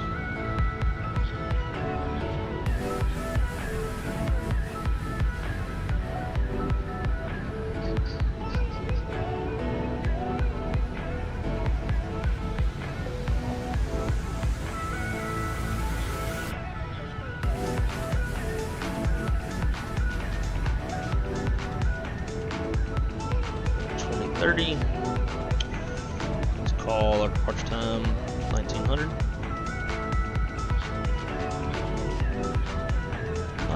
Wow, 2100.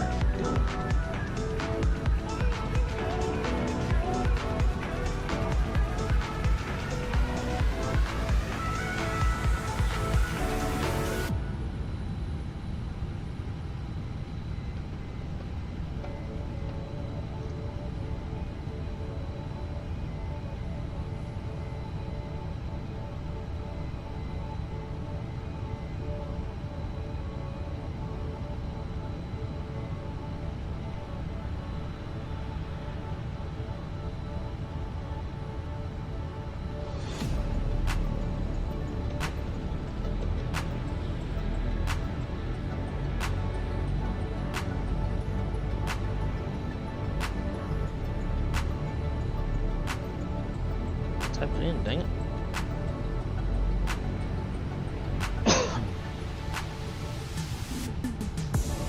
Now what? Now that won't go away. Go away! Thank you. Definitely don't need 800 pounds of taxi here.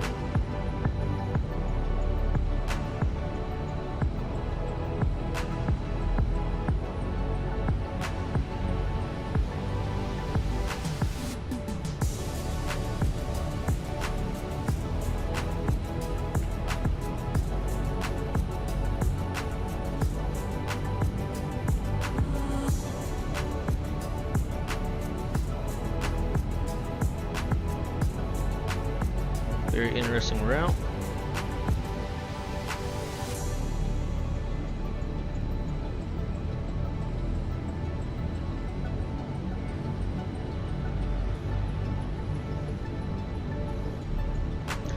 And then once we get done with this, we'll take a look at the airport.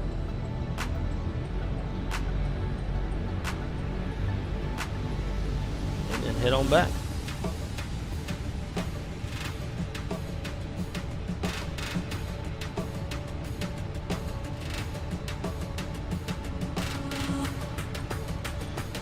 Oof. Alright, so the zero fuel weight's tapped out. 134.4.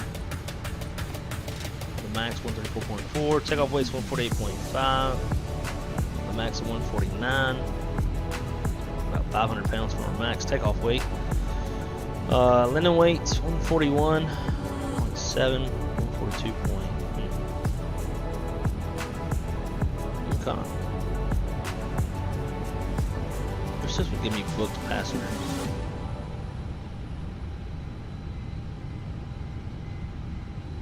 I don't think it does.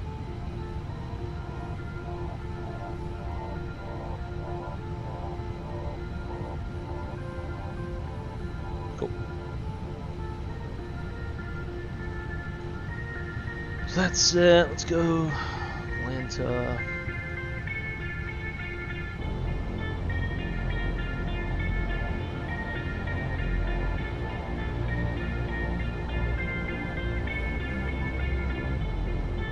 Anything else that needs to be changed? Then we gotta do our charts.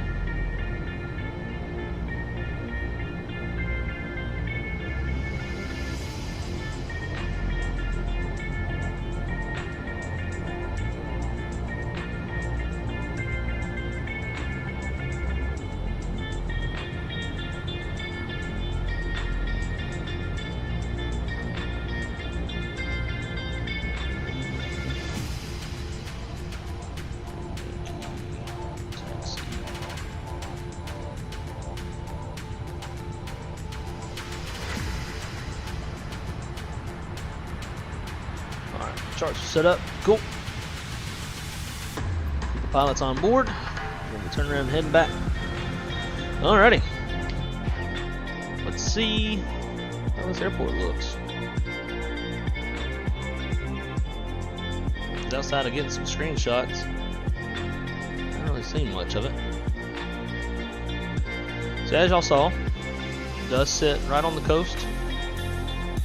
So if the winds somehow weirdly ever favor to land runway 1, or 19 rather, it'll make for a very pretty approach. But being that it's on the coast, you usually have a wind coming off the water. Probably never really ever going to shoot that approach. It doesn't even have an ILS. They just have an RMP on it, probably for that reason. They're going to spend the money on the infrastructure for an approach that'll never be flown. In a very pretty, interesting area. Pretty and interesting. These to me look kind of like maybe hotels, condos. Chemtrails, if you ever been to Cartagena, you'd probably know better. Would these be, if you've been, are these hotels and condo type buildings, or is this like a businessy downtown area? Hey, Dell Aviator, what's up, dude? Long time no see. How are you? Came in just at the right time. So here's the airport, guys. It's obviously it's not the biggest airport in the world to look at. We're gonna get a little closer down into the terminal area here in just a second. Taking a look at all the ground textures. Just look. Looks pretty good. I believe airports like this, south of the border, you'll very often see like remote stands, and not as much of traditional like big terminals with jet bridges and all that kind of stuff. Do the whole bringing the stairs up to the airplane kind of gig.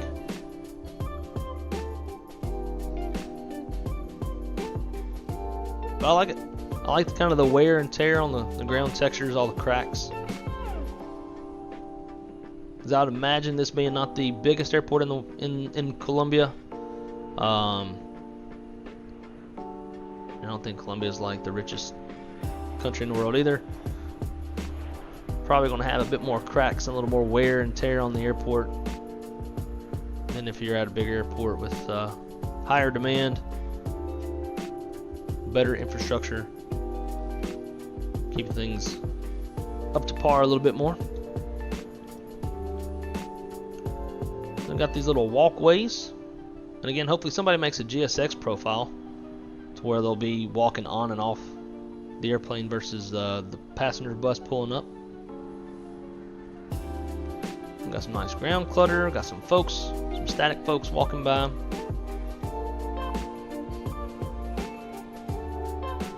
National baggage versus international baggage. Interesting. I've never heard it called national. I've heard international and domestic, but never national.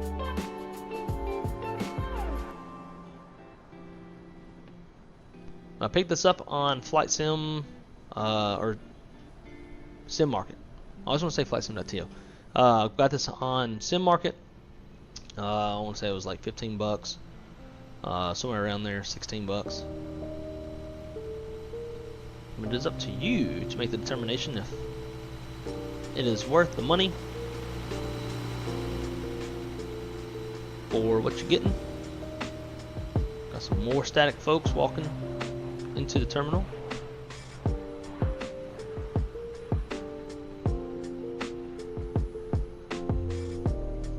It's a pretty interesting little airport. I discovered this other airline called Air Century. They operate CRJ-200 and they fly in from Punta Cana. I thought about doing that in a CRJ. Maybe we'll do that one day. It's kind of a longer flight, especially in a CRJ. It's like 700, 800 miles. And we all know my skills in the CRJ are not the best.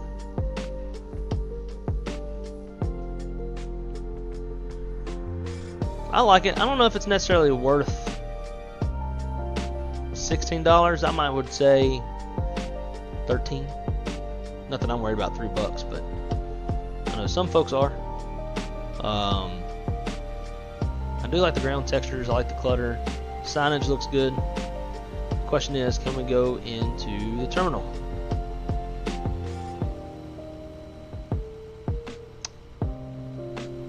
I'm gonna say you cannot. You can look in it. As soon as you try to go in, it puts you at the top of the building. So that kind of sucks. What about here? Nope, can't even go there neither. And the screenshots, they kind of made it look like you could go in it. A little deceptive. It's pretty cool. Got some little tugs and bag carts driving around. I don't know what SCI is. It's probably maybe some sort of FBO type situation.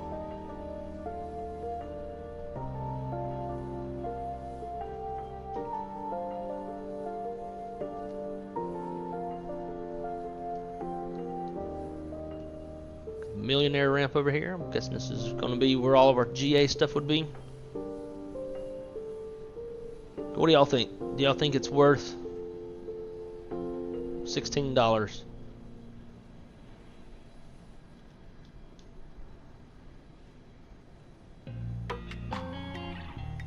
little fuel farm.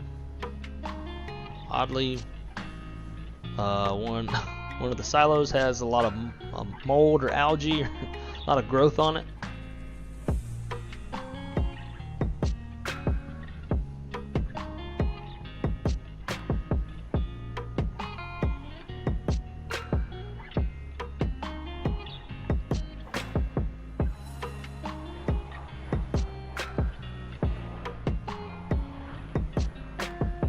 Not real sure what this is, but cool. Maybe that's where armed guards are going to stand if they're moving drugs or moving VIPs. I don't know. That kind of sucks. You got grass all over. Like if you wanted to park a little GA airplane in here, got Got a lot of grass to contend with. Gonna need to go get the old Craftsman mower out. One thing I will say though, the windsock did not correlate with what I was seeing on the nav display of the winds. We had pretty much mostly straight up headwind. That's not. And it looked like that whenever we came in. We will be taking off of this runway here in a few minutes, so we can always judge it again.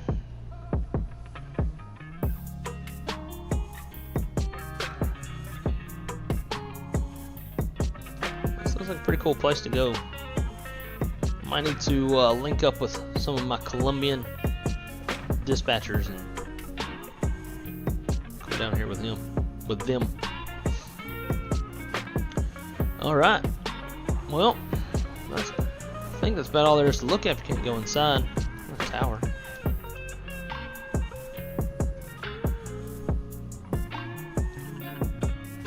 Can't go in there either.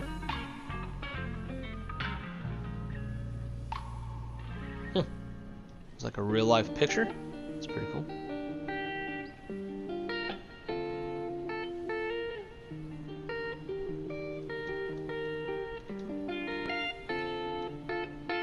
You can't like get in between any of these buildings. Can you go in here? What's he doing? Oh, I thought he was trying to grab his butt or something. Okay, so we can go in here. Okay, maybe this is what the screenshots were that I was seeing.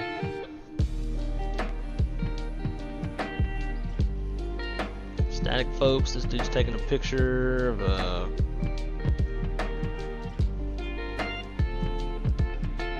chick pushing her bags. It's kind of creepy.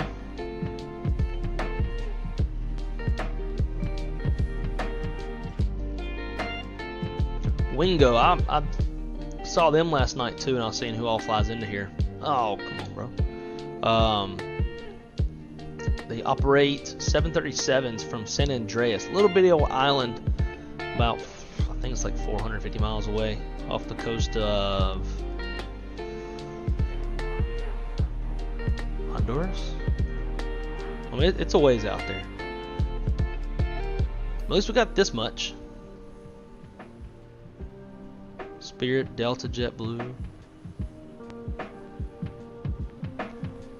Maybe one day we'll take a 737-900 ER from Atlanta all the way down here. About a 4-hour flight.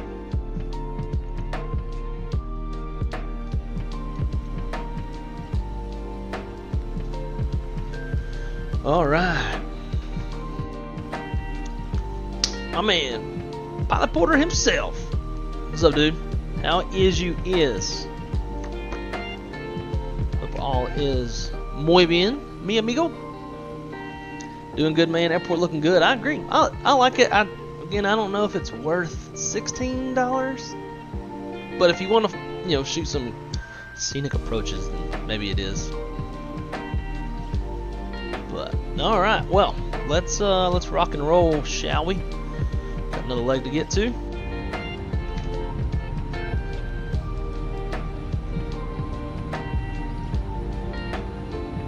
Report our next flight.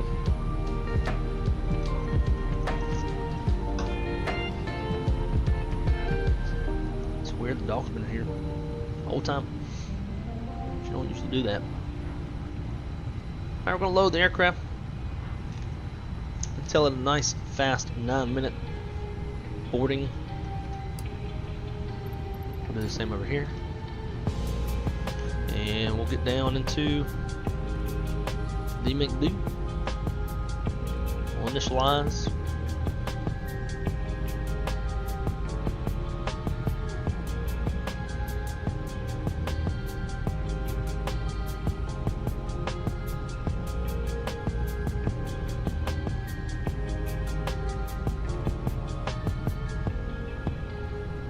Drift at runway. I think it would be best to cycle these.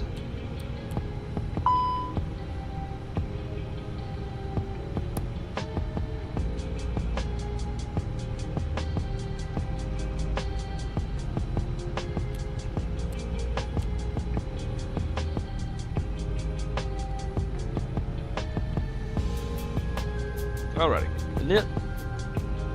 init. We'll do our diff strip flow.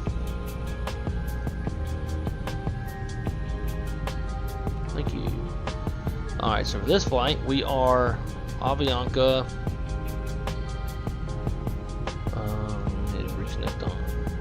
That's 9515. Then once we get airborne, we'll track the real life flight and see where it's at compared to us, if it's even flying. Connect. Cool. Alright. Maybe a 9515. Cost index 69. Cruise. It wants us at 35,000. Temperature's minus 42.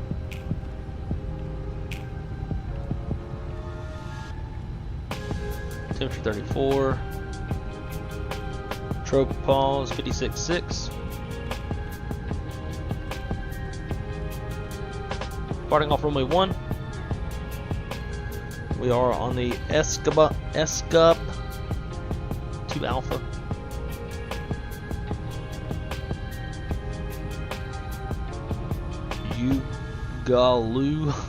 Ugaloo transition, I guess. That's a funny one. Hey man, where you at? Boy, I'm going to Ugaloo.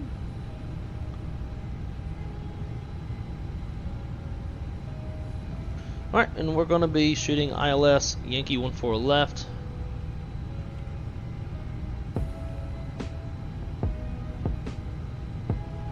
On the Atana 4 Echo.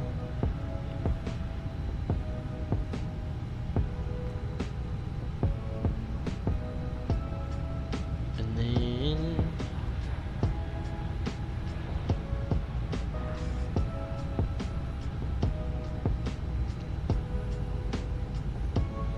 that's perfect. But why did it not give me a transition?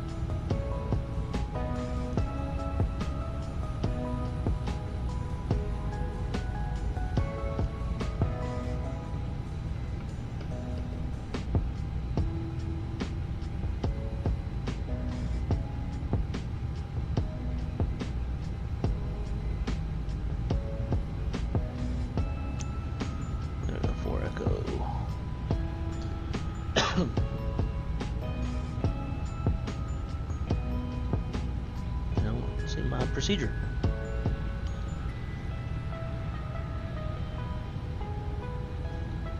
For whiskey.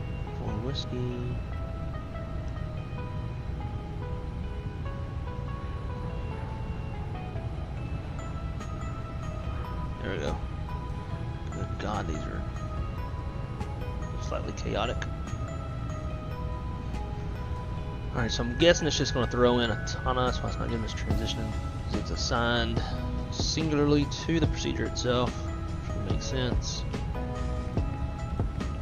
I just have to make sure I I look at everything, the international stars, because my eyes are just not as accustomed. Perfect. Like it. Secondary. Let's go knits. SKCG. Oh, you know what we didn't do? In that. Close.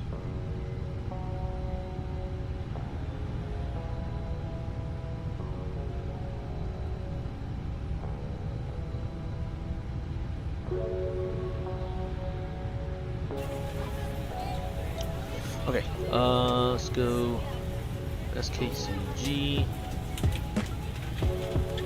Daggum click spots. SKCG.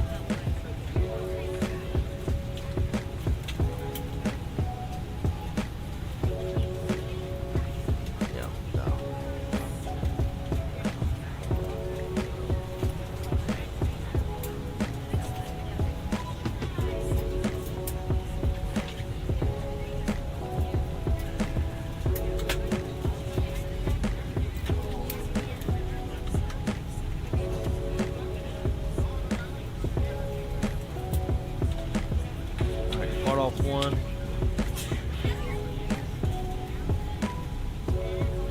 Bravo. 1-1, no star. Just from the inbound. Radnav, Cartagena's cartoon. That's fine. Yeah, we got more to do here.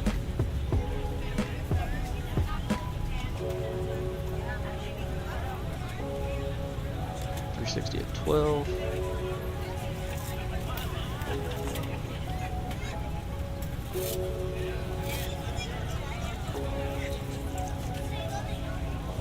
.34-10-6.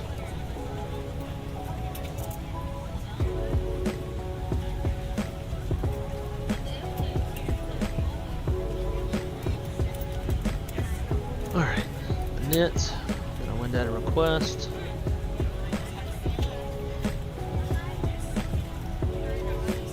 And then we're going based off of what's planned until we get our actual zero fuel weight's 134.5, which is technically over standard CG of 30. Block fuel 14.4.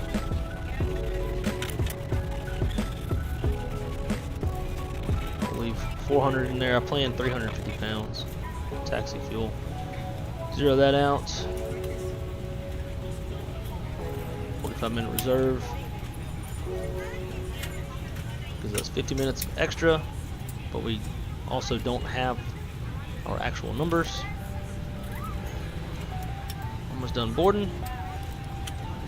Let's fire up the Apu.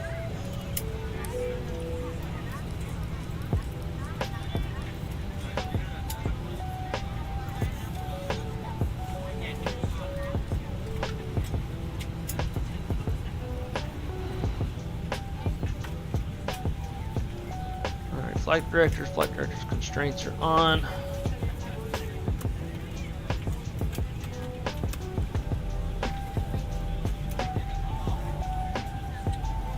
do you do that? I just got this iPad like a week or two ago, and I'm still learning iPad isms. I don't know. Haven't lived in the iPad world very much.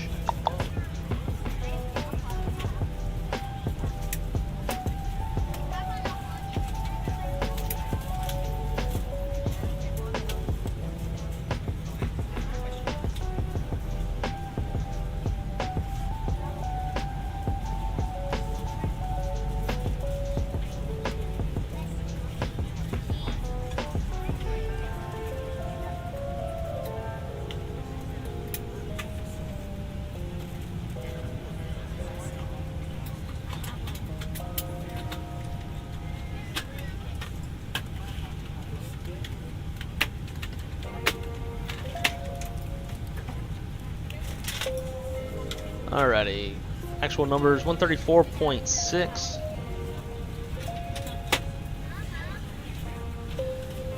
Which is not possible. I'm even using the FENIX profile. Now max zero fuel weight's 134.48 or 134.482, something like that. So this is theoretically over the max weight. I don't know how it's getting that. 30.6.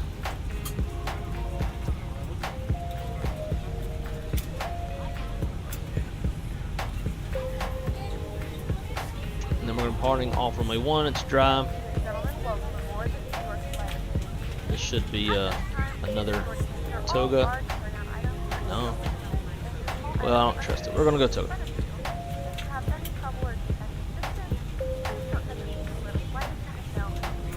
Flaps 2 down 0.3.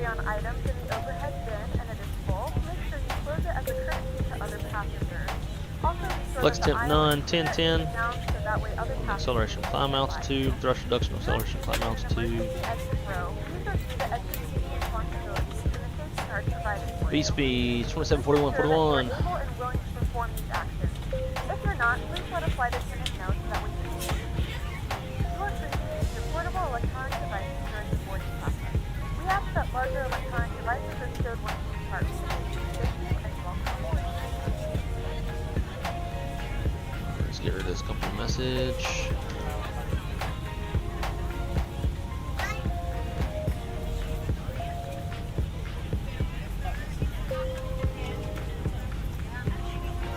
this up because we're going to have another one coming. It's going to be our final load sheet. Other than that, radios are set.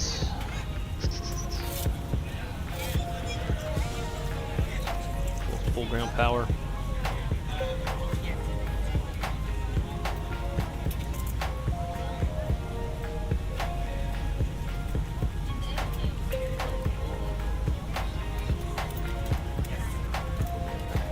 Hey, that's American. American.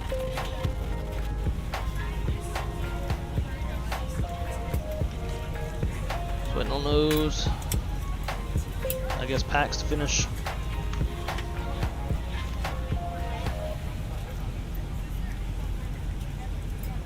All right, to the chat, get updated. Let's see. Very good, sir. Hope the same as you will. Man, can't complain, dude. I got 12 straight days off. Parents coming in town this weekend, so I'm doing pretty good. Got me a delicious Alani. Need to switch to whiskey here shortly. Flying with you guys, I ain't got no complaints. I ain't got none. That's proper English. I'm back. Had to go get the kid again. Understandable. Nothing wrong with that. I'm hungry. Boy, I'm gonna eat me some SKBOs. But I won't be. Crystal made some buffalo chicken pasta last night, and then she also brought home this like potato soup stuff that her mom makes that I really like. So I'll probably eat that before I eat SKBOs. Alright. Let them hurry up. We're on your time now. Okie dokie. Thank you, ma'am. Okie doke. Let's see. Good afternoon, ladies and gentlemen, and welcome aboard Flight 9515 with service to Bogota. Our flight time will be roughly 1 hour. Turn her down. I did not realize she was that loud. Alrighty. Before we go, we're gonna have to do, our briefings and all this stuff. So, first things first, cockpit prep checklist. Maintenance log and tail is onboard and checked. Gear pins covers are removed. Seat belts are on. Fuel, our men required takeoff fuel is 12.1, and we've got 14.4 on board. ADIRs are nav. Altimeters 1006 set, and EFB's checked. Cockpit prep's complete.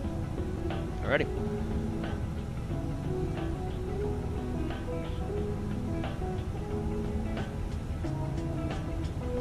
So, for this leg, again, right seat takeoff, aircraft types at 320 for tail strike. No MELs, no CDLs. We're departing off runway 1. So we'll push back. We'll get face the opposite direction one way or another. And then we'll taxi Alpha, back taxi down to runway 1. Make a left at Delta, swing her on around. We'll be very vigilant of other traffic, being that we're going to be back taxi on the active runway. Weather's no factor. Terrain is a factor, so we got terrain on the nav display. If we need to come back, we'll come back to runway 1. HFL procedure is going to be to fly. Runway heading, we'll speed up, clean up, and then turn around and come back. So any reject takeoff below 80 knots will be my decision. We'll come to complete stops at the park and brake, call the flight center stations, analyze the situation, call for any ECM actions, motor evacuation checklist. If we stop on the runway, I'll be on the radios as well. I'll be doing both left and right seat shit, and letting all traffic in the area know we're stopped on the runway and whether or not we'll be evacuating or egressing the runway. In the high-speed regime, after 80 knots, before V1, we'll abort for only 4 reasons: engine fire, engine fail, blow the wind shear, or anything that makes the aircraft unsafe to fly. After that, we're going to go flying. We'll speed up, clean up, sort out the issue, and then come back. If all goes as planned, we're going to be flying the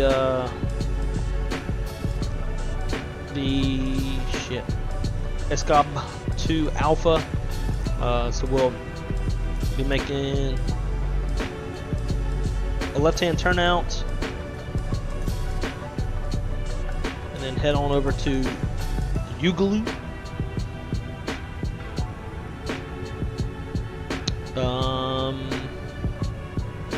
Yeah, I can't think of. Brain went blank.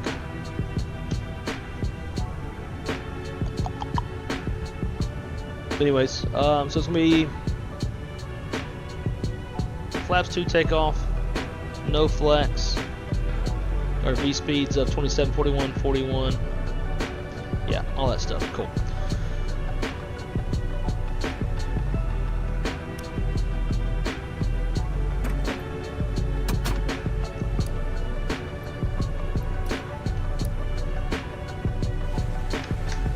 Final load sheet.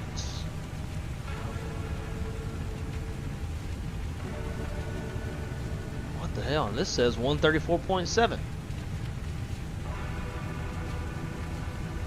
I'm using like the official FENIX profile, and according to them, our max is 300 pounds less.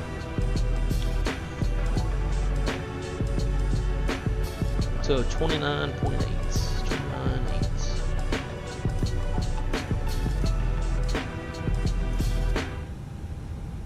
Okay. Before start checklist. Windows, doors, and slides. Closed and armed. Beacon is on. Thrust levers, idle, parking brakes. Get those on. And transponder is in auto.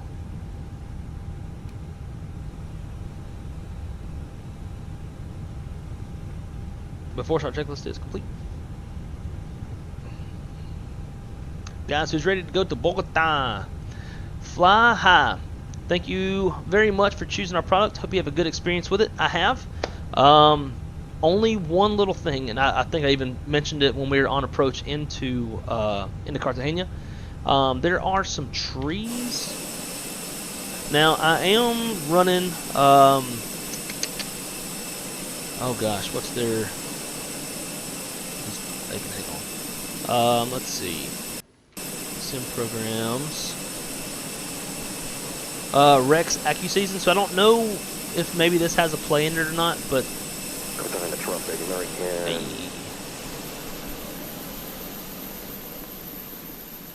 Got us 9R267, pushing back position 2. Got us a guest. Yeah, I got some trees that are a little intrusive on runway 1. I believe it's this tree here. So we're coming into land. As you can see, it's just a little, and again, it might be Rex. It may not be y'all. You'd be able to tell me more than I can figure out. But there's that one, and then also on the other end, some trees there as well. They're a little tall. Other than that, love it. That's really the only issue that I have with the scenery, with the very little experience I've had with it so far. But thank you for your efforts in this. It's a beautiful airport. My airline, we fly here in real life, and when I saw it came out and knowing how pretty the approach is, I was like, gotta pick it up.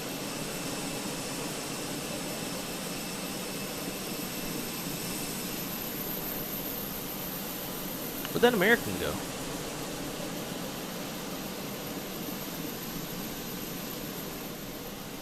It disappeared.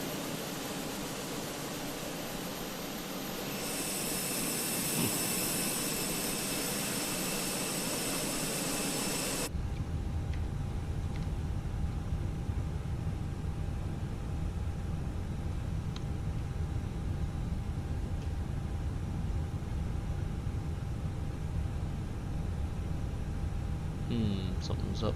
Might be up with my V-pilot.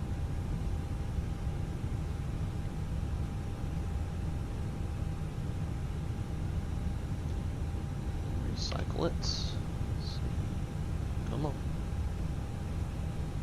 I don't want to push until I can get eyes on this dude.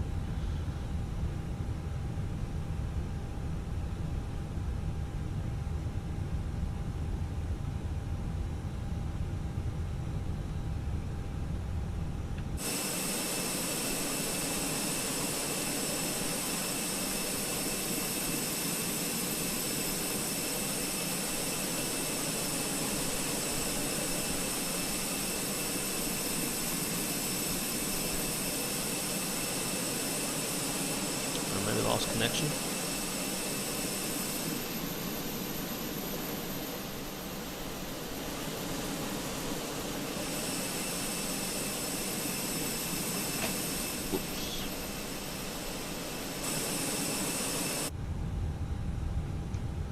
American. Are you still up?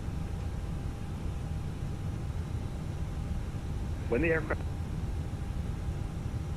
Affirmative. Are you on the ground in Cartagena? That's correct. Yeah, I was seeing you out of my left window on the ramp, and then you disappeared. And I didn't want to push until either got eyes on you or contacted you. Yeah, we'll be texting shortly, so appreciate it. Thank you. And are you able to see me? I'm AVIANCA.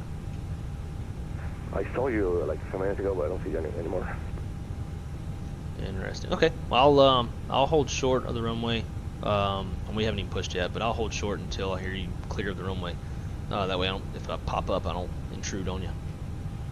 Okay, I appreciate it, man. Thank you. All right, guys, we're gonna go ahead and push.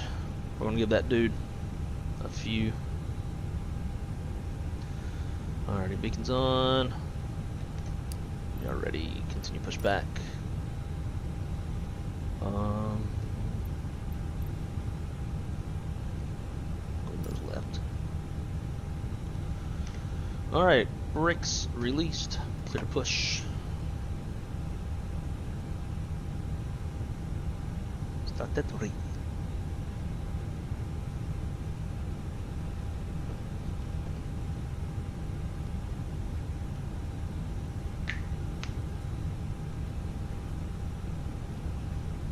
Thank you very much for letting us know.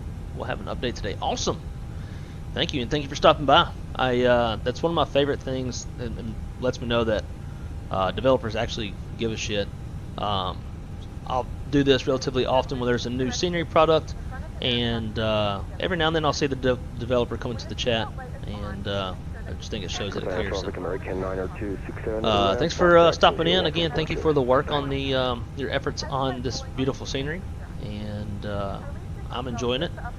And hopefully this will persuade some of the viewers to purchase it as well. Fly high, working fast. Agreed. Alright guys, let's fire it up, shall we? Engine mode start. We got more than 25 PSI on the bleed. So we'll roll number one. Sure wish I could see this guy. I don't know why I'm not. Although the bag is not, weight oxygen is flowing to the mask. If you are traveling with a child or someone who requires assistance, secure your mask first and then assist others. Leave your mask on until a member of the crew advises you to escape to remove it. In the unlikely event of a water landing, a life vest is located in a pouch under your seat or between the armrests. When instructed to do so, open the pouch I said 3. and remove the vest. Flip it over your head. Wrap the straps around your waist and buckle at the front. Pull the straps tightly. To inflate the vest, pull firmly on the red cord only when exiting the aircraft. If your life vest is not inflate automatically, Brake set, cleared off the headset, clear to disconnect, y'all have a good one. Look for the pin on the right.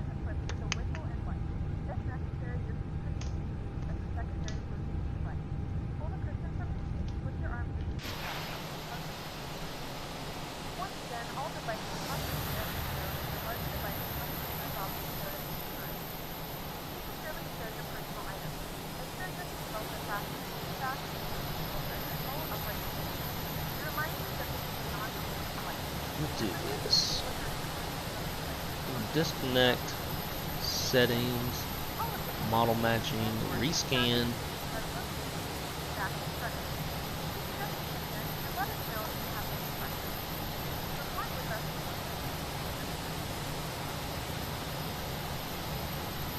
It's running. VPod seems to be running pretty slow.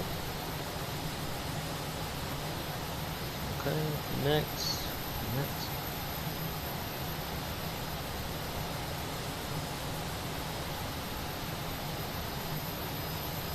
Don't see home dude nowhere.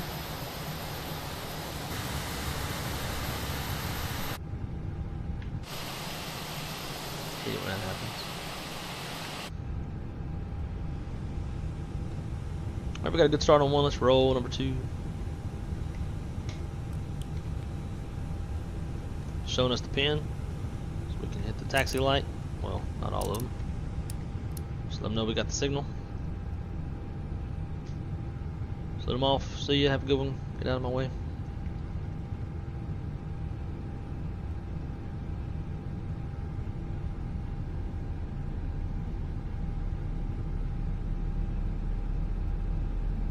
I heard home dude talk a while ago, but it didn't sound like he said he was clear of the runway.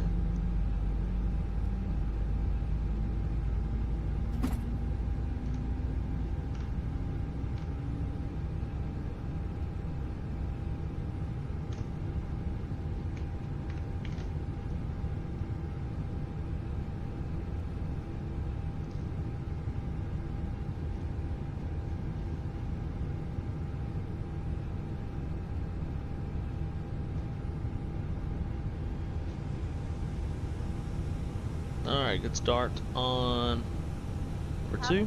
Ready for takeoff.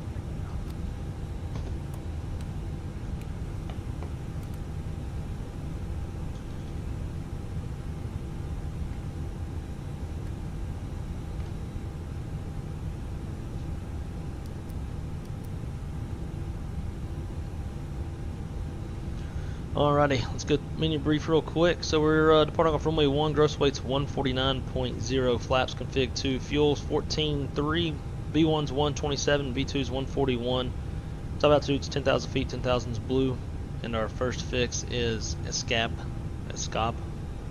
third one. Flight controls check, got full up, full down, neutral, full left, full right, neutral, rudder, full left. Full right, neutral, flight controls check is complete.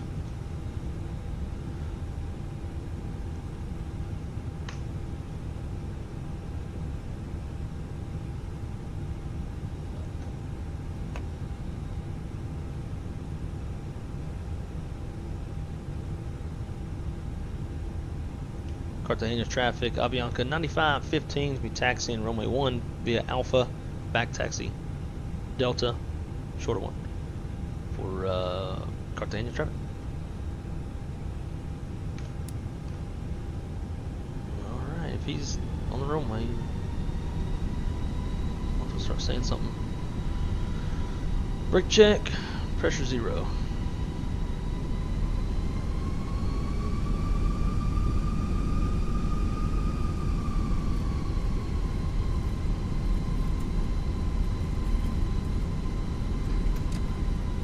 Taxi checklist, gross weight comparison complete, pitch trim 29.8% CG set, V1 V2 flex, 27, 41, 41, no flex, flaps config 2, flight controls checked, ECAM memo, no, yeah, I gotta do my before takeoff flow first.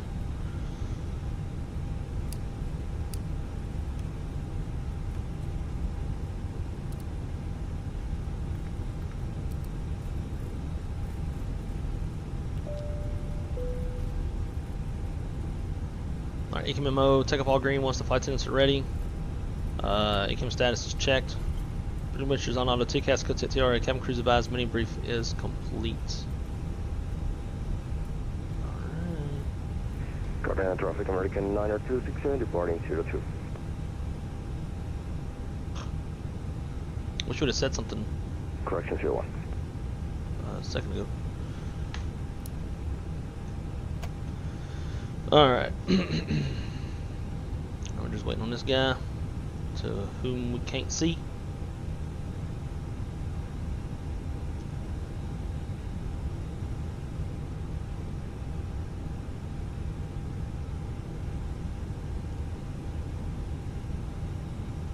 We're pulling a damn Japan Airlines shit, going past the whole short bars.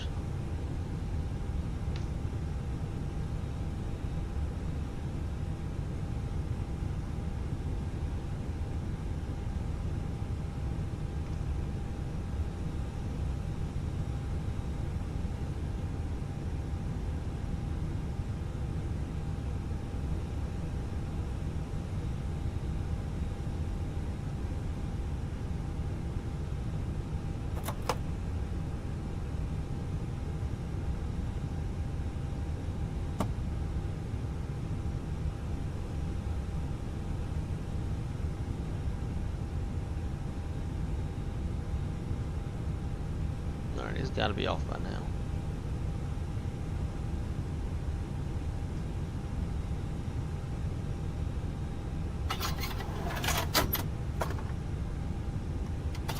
As stupid as it sounds, I hope there's animation for the footrests with the next version. I know what's their faces. Any builds 320 has it, and it's as stupid as it is. I like it. Get up to cruise.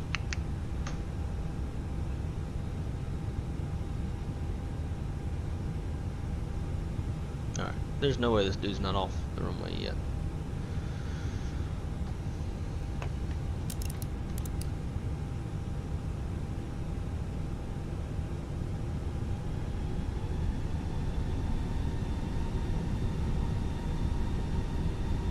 Continue traffic.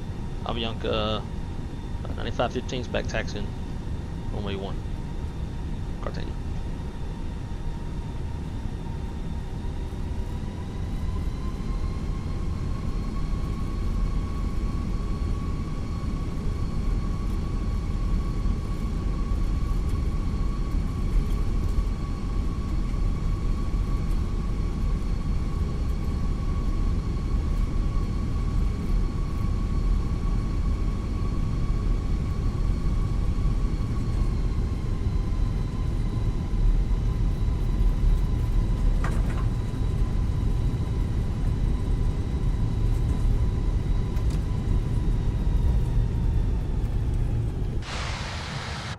Yep, that's what I was checking, because I figured I left my damn camera. Left it behind.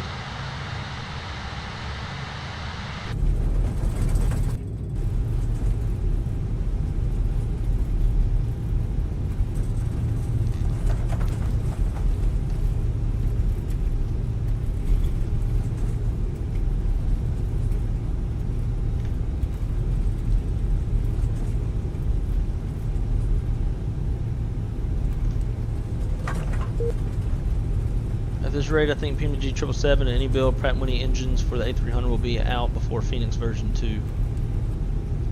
It's possible. High-speed back taxi, damn right. I mean, as long as we stay below 30 knots, you're fine. You're supposed to make your turns in the Airbus 10 knots or less. I don't always comply with that.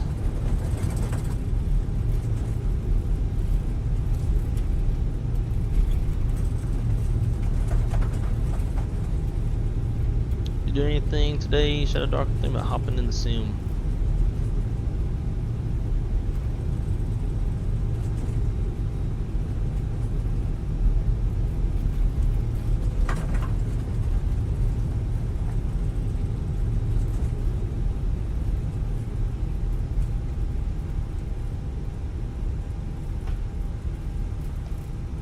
Cartagena traffic. AVIANCA 9515 is clear of runway 1.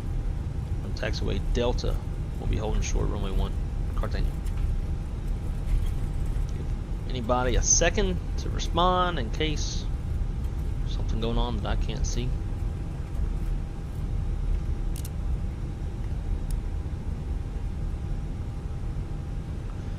Okay, lineup checklist. Take off runway. Runway 1 is confirmed inside, outside, fuel. Wind required takeoff is 12 something. We got 14 on board. Engine mode selectors, normal bleed packs are set. Lineup checklist is complete. Cartagena traffic. AVIANCA 9515 departing off runway 1, exiting the airspace to the north. Cartagena. Alright, folks. Let's get it.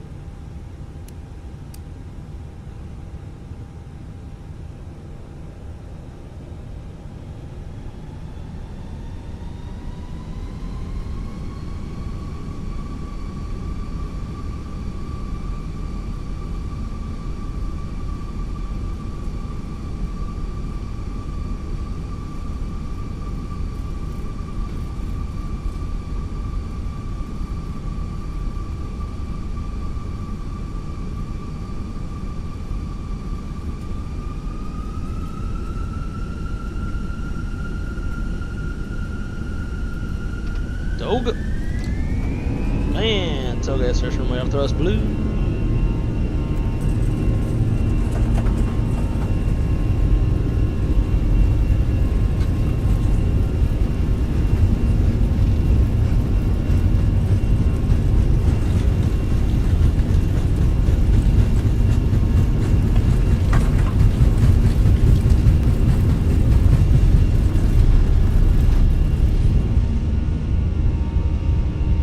Now, positive rig gear up.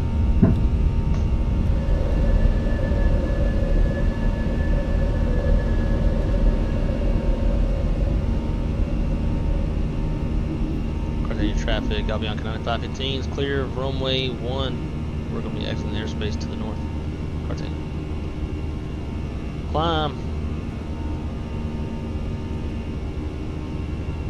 Nose down, looking for positive trend on the airspeed. There she blows. Thrust climb. Wearing out these engines today. 2 tug of takeoffs. Go around.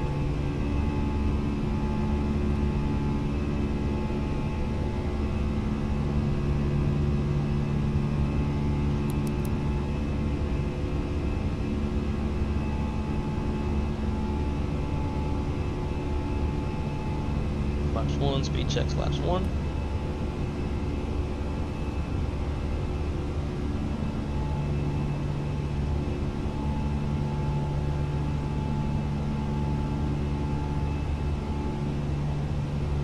Flaps 0, speed checks, flap 0, after takeoff checklist. Landing gears up, flaps retracted, leaf packs are set. APU is off, after takeoff checklist. Completed.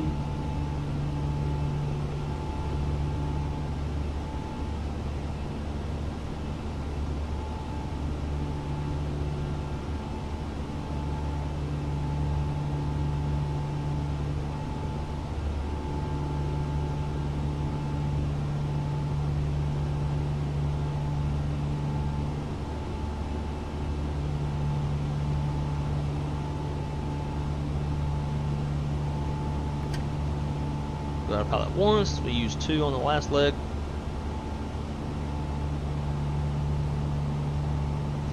Try to get y'all some of them views. Oh yeah.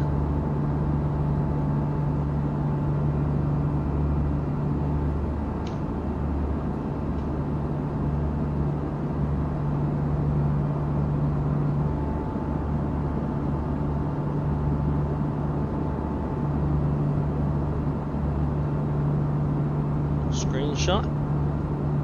As y'all know, after most streams, we'll put some screenshots from the stream, the flights, on Instagram.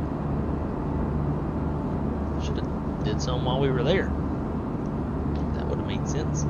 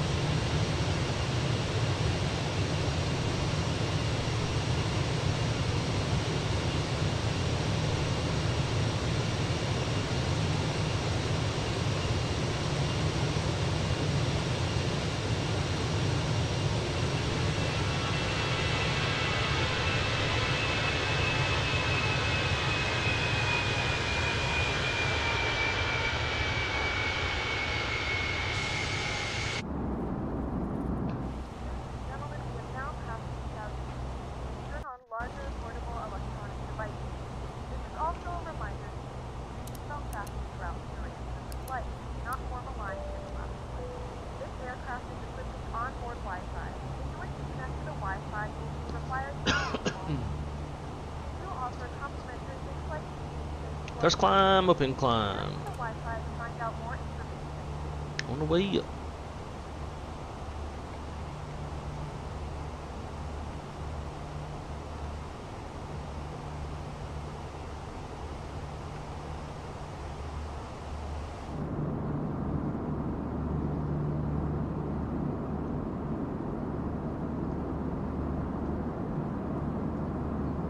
That's quite a pretty view.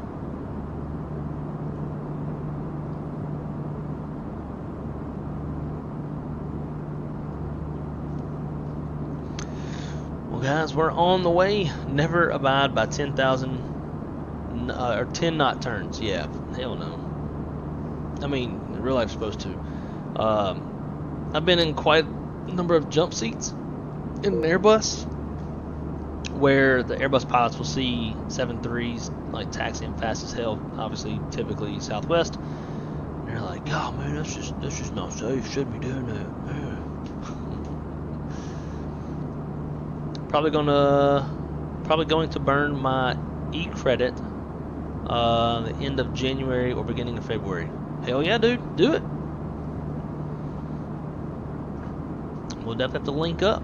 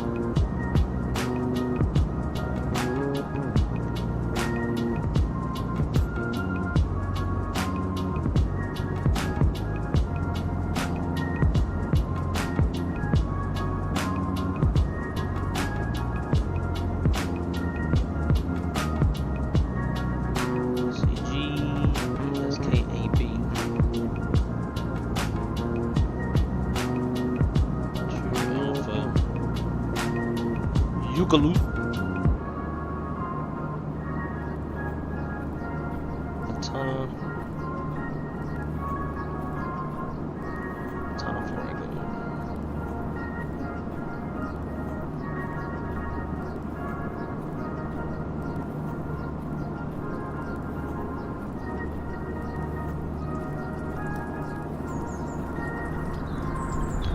Hmm. 32 right has the best wind.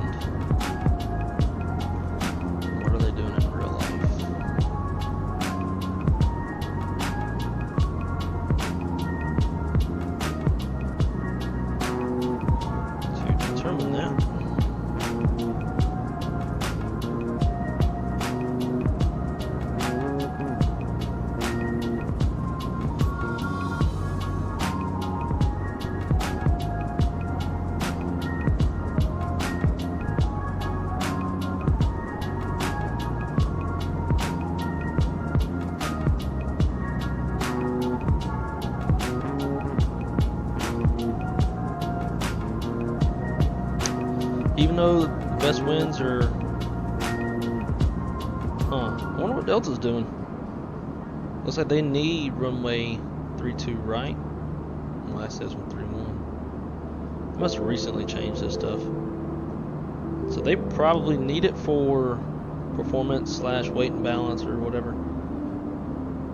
Therefore, they're down here waiting for a chance to get it. We've had to do that quite a few times. Got American rolling down the runway. A little baby bus. This old feller holding short. Got FedEx inbound. He's obviously on the 1-4s. So they're primarily on the 1-4s. Just Delta's waiting for a chance to get out. 3-2.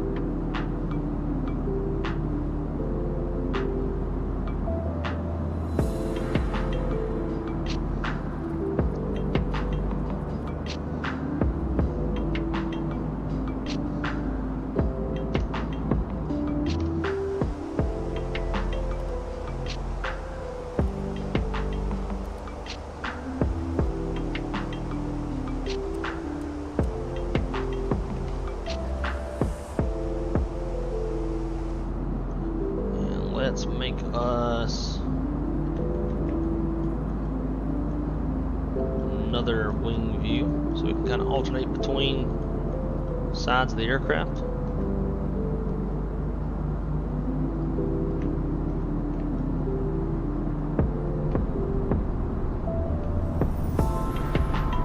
Damn, that butt kicker's rumbling back here.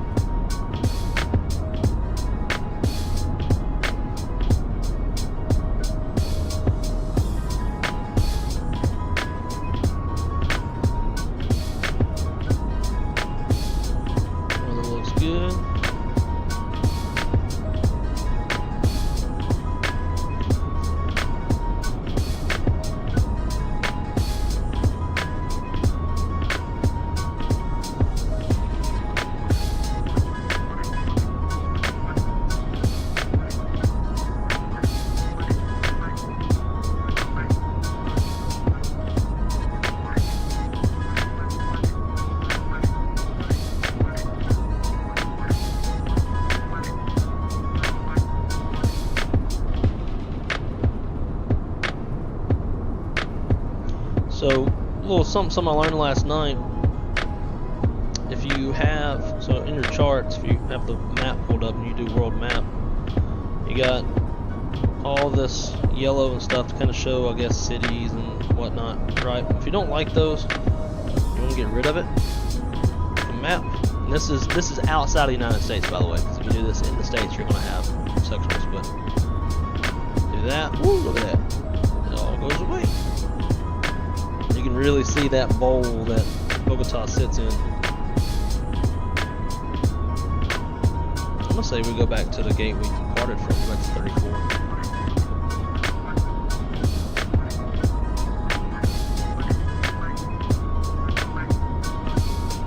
It's pretty crazy just how good Navigraph has gotten and the things that they offer.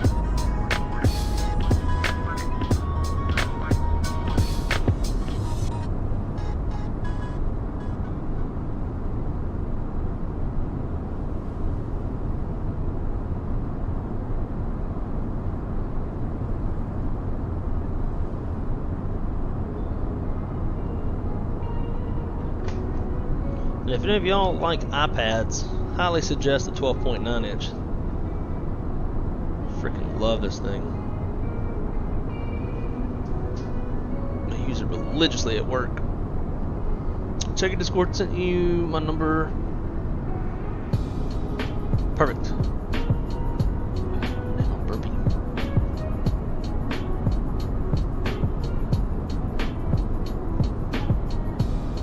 You would think I'd have Discord up while I'm streaming. I never do.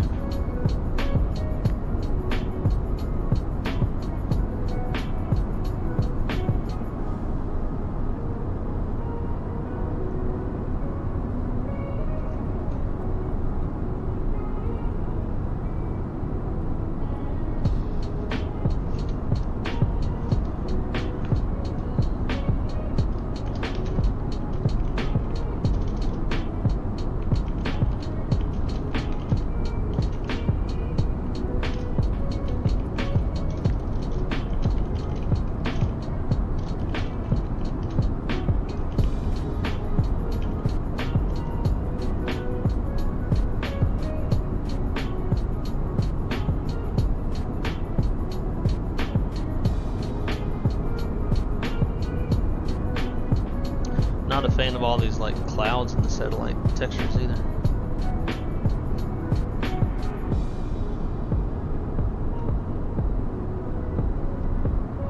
What the fuck?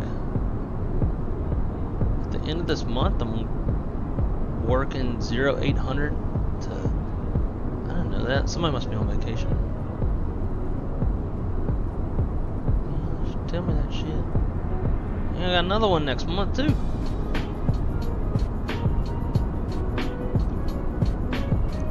PTO coverage for Chris.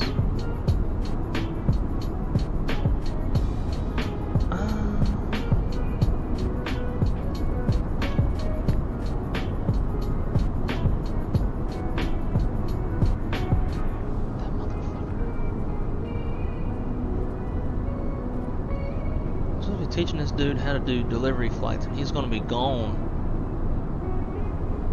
pretty much all the days that we're doing them, all the days that we have deliveries.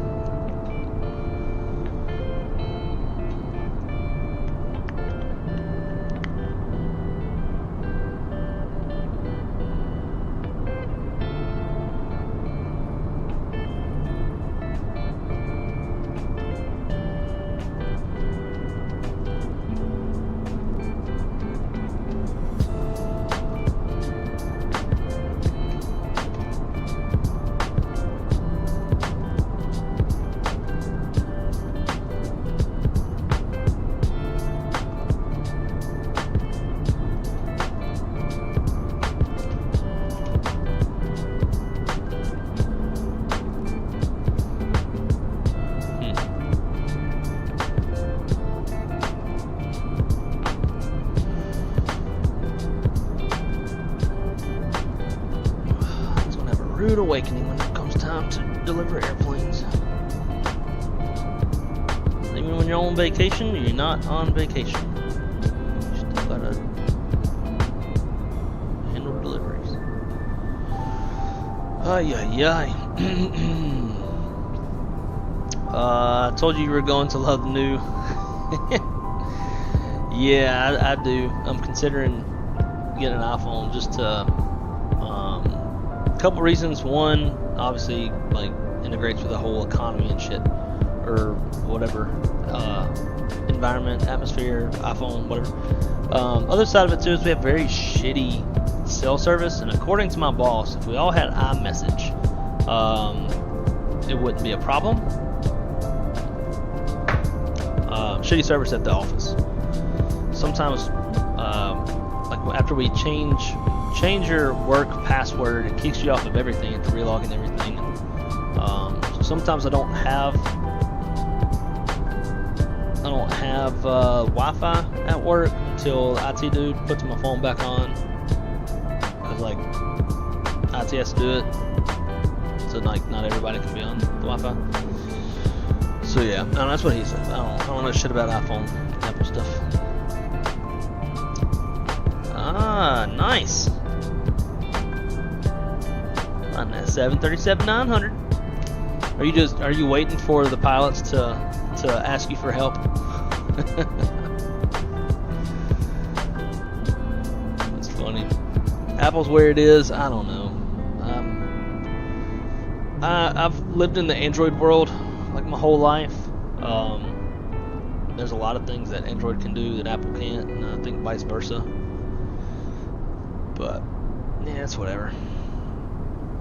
Holy shit, I think the Earth must have just shifted on its axis. You said you're considering an iPhone. Yes, let's go. I know V1 would be happy. Every time that I text him and he sees my messages pop up in whatever color, blue or green, he's disgusted. Yeah, I don't know.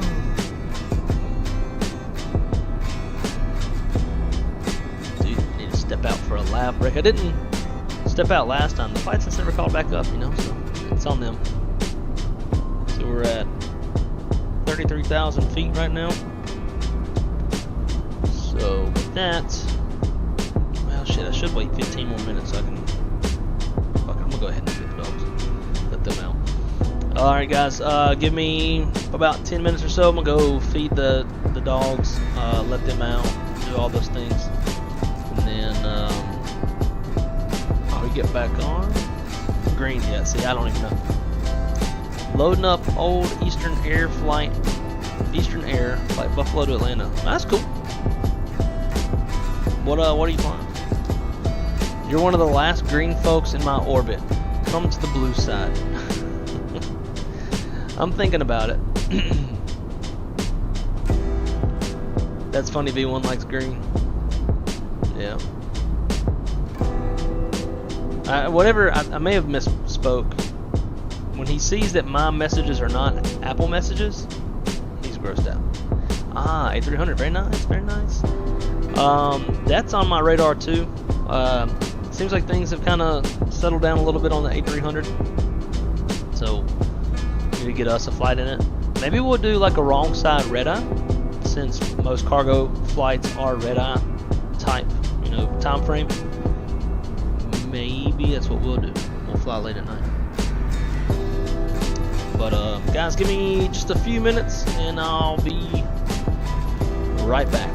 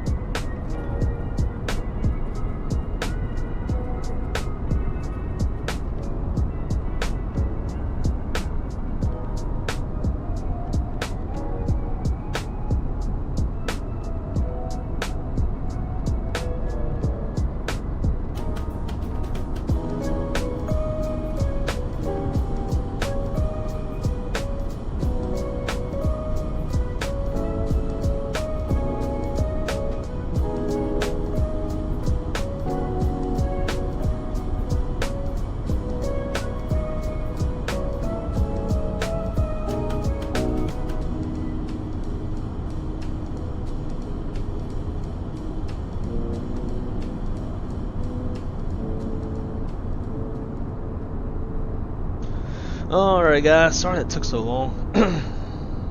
Had to take a lap break, and then had to go feed the dogs, and then while I was feeding the dogs, girlfriend called. You know, all the usual things. Fuck, we're almost like, we're pretty much on the star. Quick hop. Oh man. Shark FS, welcome dude. Great to see you. Thanks for coming to hang out with us.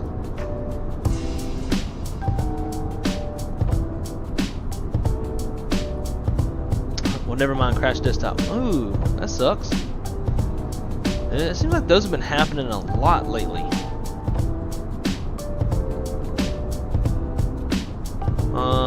It's the crash desktops that make me think about X-Plane.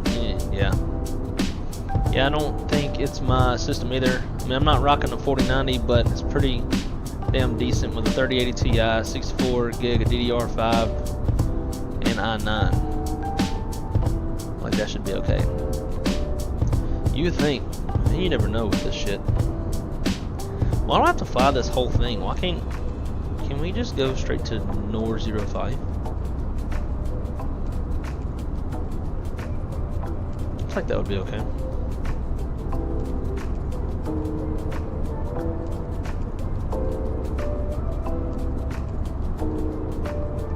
I don't think the terrain would be too much of a problem.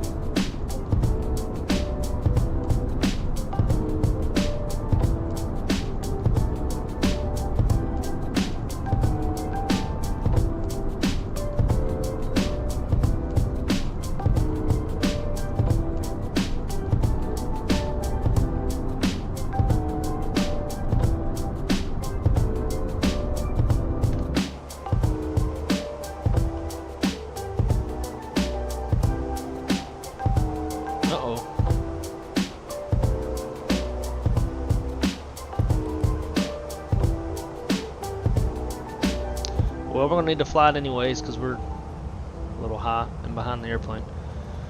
So let's go do our shit. SKBO.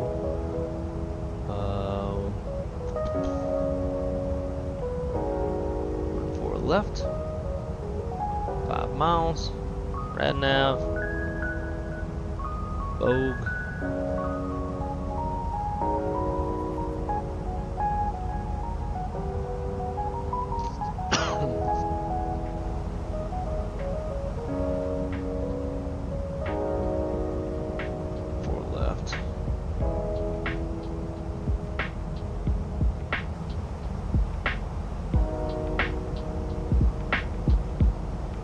At 10.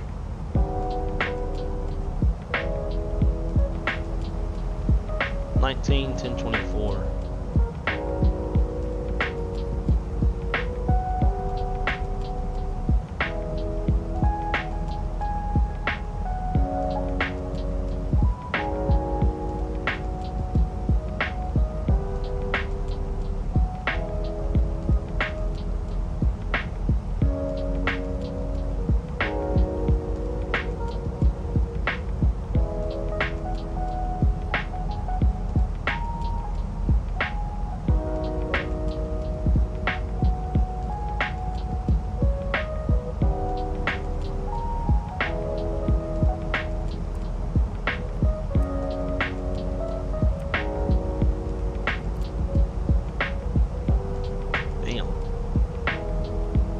Going down at 6,700, 6,800 feet per minute.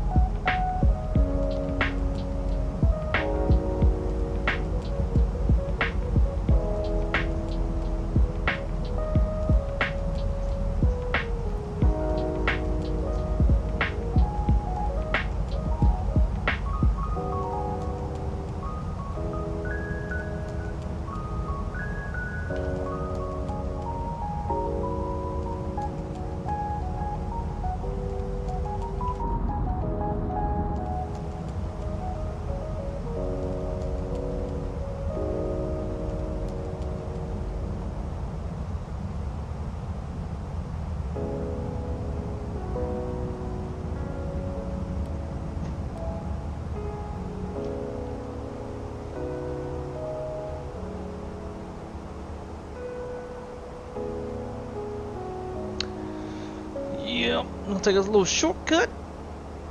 I'm gonna get that flight control replay up and ready. I didn't make me a whiskey drink this time because I waited for way too long.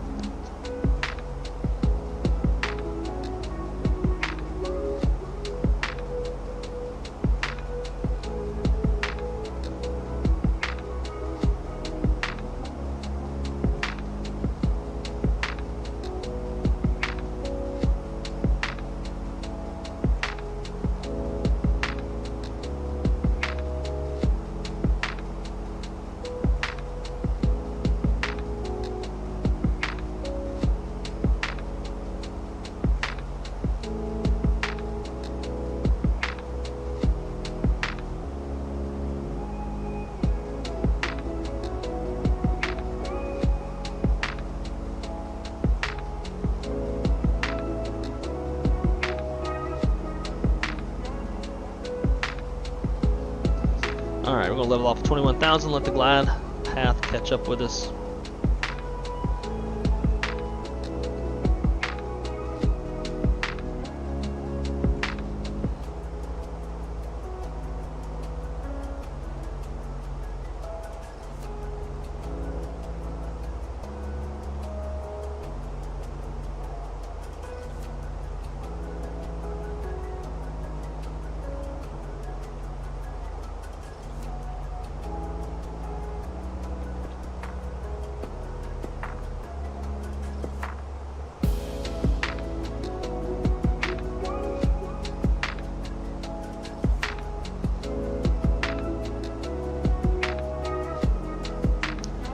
The weather is here in Orlando. It's a little chilly. It's very overcasty.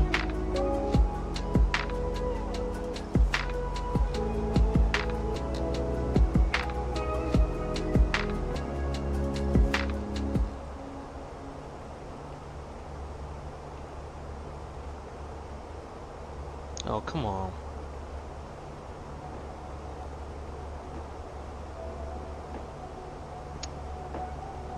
Guess weather doesn't work.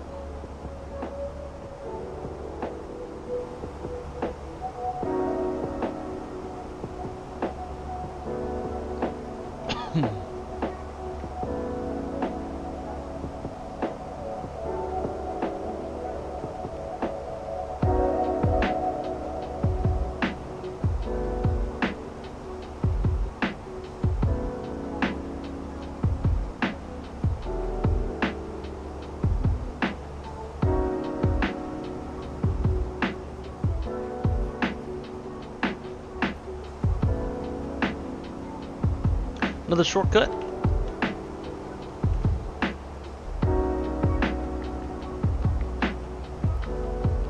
Descent.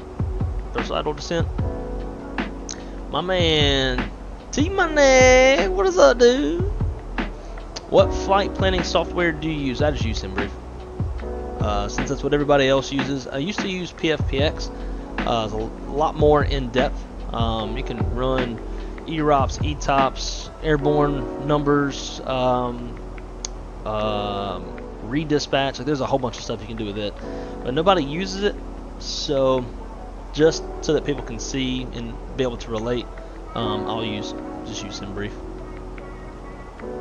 In fact, earlier when we were on the ground in Cartagena, I was doing it all here on the iPad.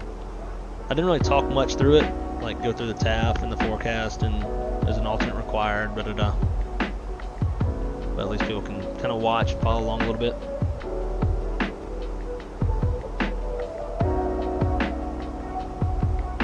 I'm pretty much done with this. Let's get out of that.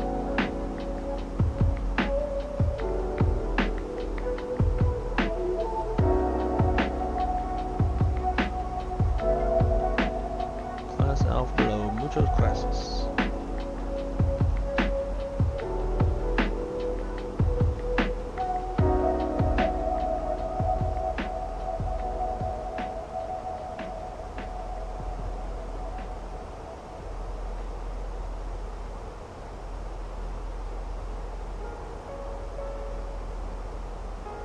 Insert B4.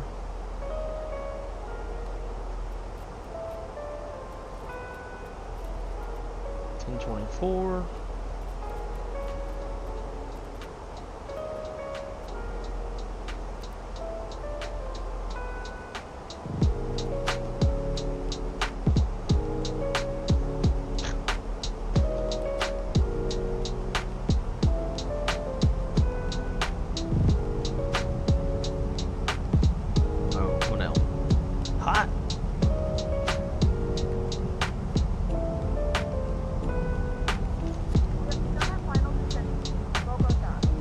Bogota.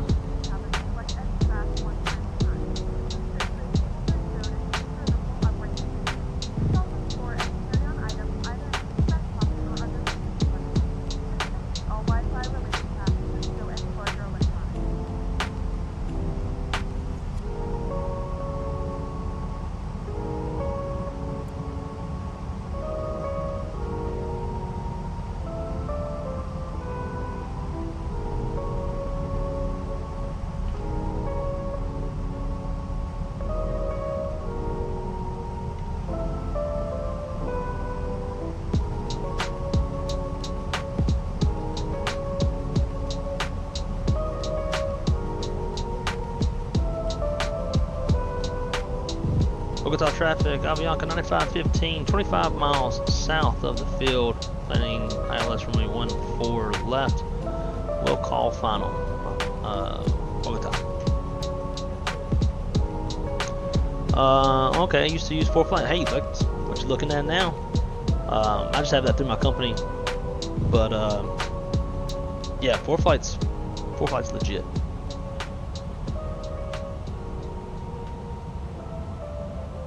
I've never used it for any flight planning itself.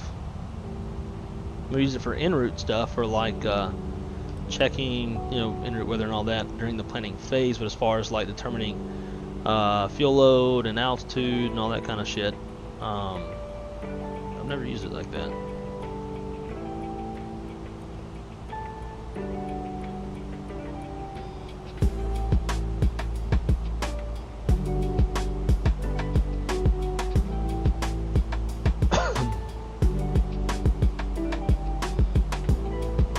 Got us activated and confirmed. Slow down to 185.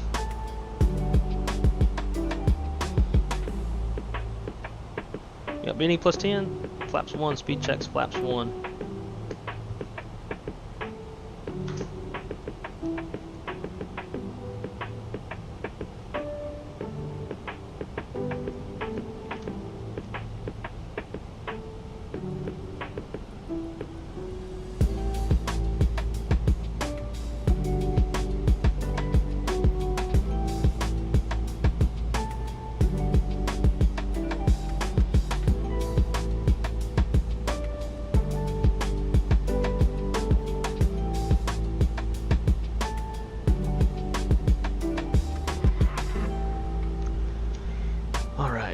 On approach on autopilot channel 2. Last slip star, low star, cat 3 dual, autopilot 1 and 2. Flaps 2, speed check, flaps 2.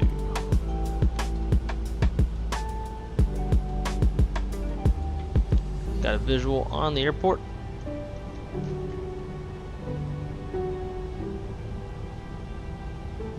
Man, there's like no traffic. Recycle that.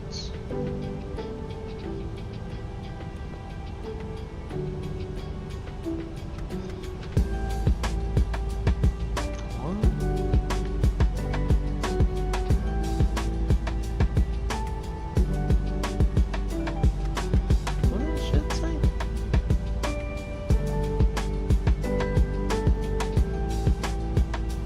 You have too many concurrent sessions running. I only got one session, right? I think I even had one going. I guess I do. It's reading.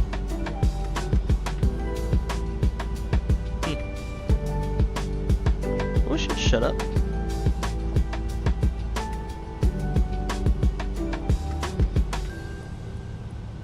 Yeah, like when we left, there was a shit ton of traffic. Now there's nothing. Nada.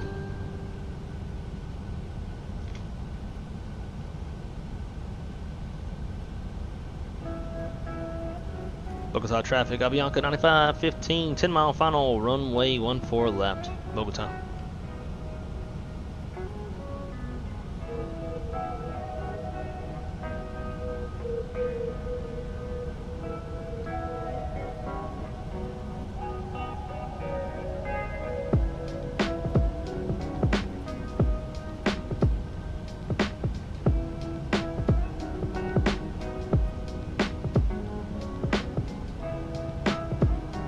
Alright, 8 miles. Being that we're at this higher altitude, less performance, I'm going to go ahead and final approach speed. Gear down. Arm spoilers.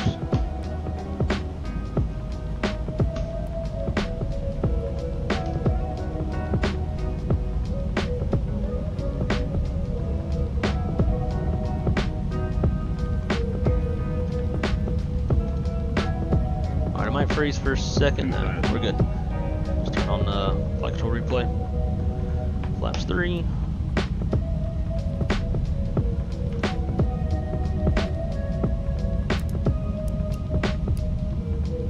That's full. Landing checklist. Cover crews advised. Auto thrust, speed, auto brakes, low memo. Waiting on flight attendants.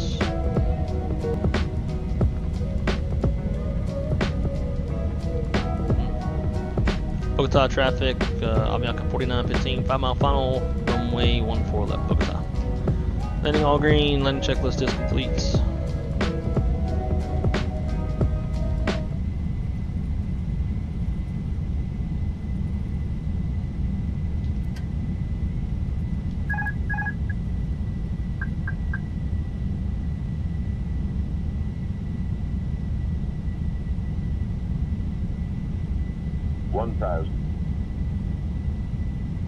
Come on.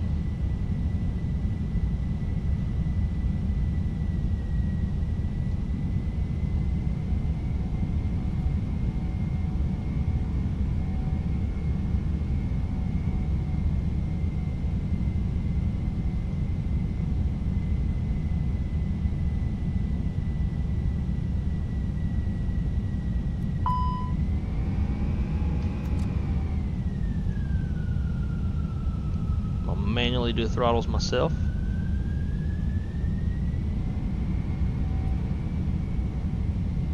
$500. Got a right quartering tailwind. 400. 100 above. Minimum. Continue. 200.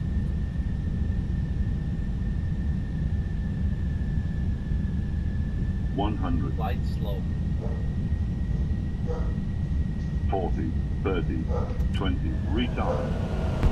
Damn. Almost full aft deflection and not shit happened.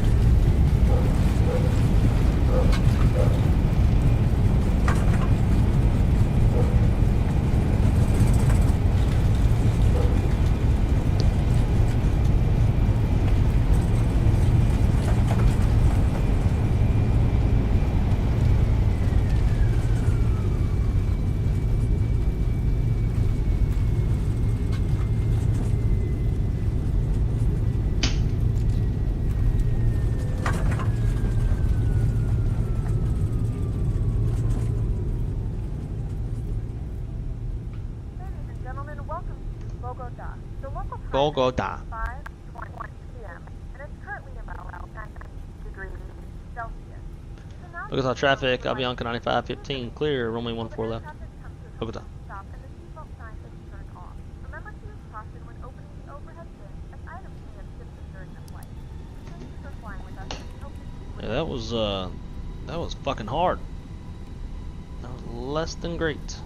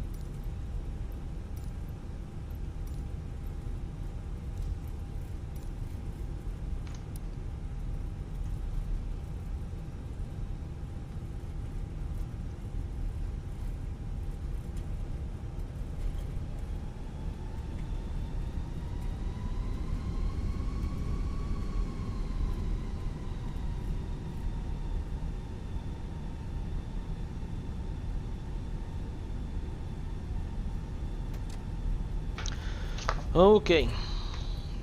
After letting checklist, exterior lights are set, flaps retracted TCAS to transponder. Engine mode selector is in normal, ground spoilers disarmed, radar protector is off. Back in there.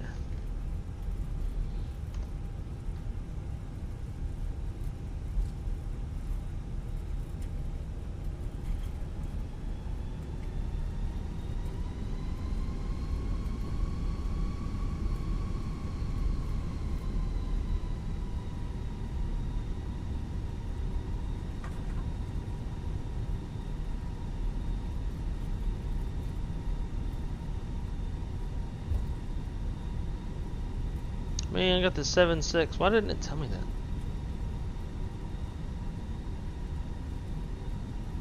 Sorry, we'll switch to over here.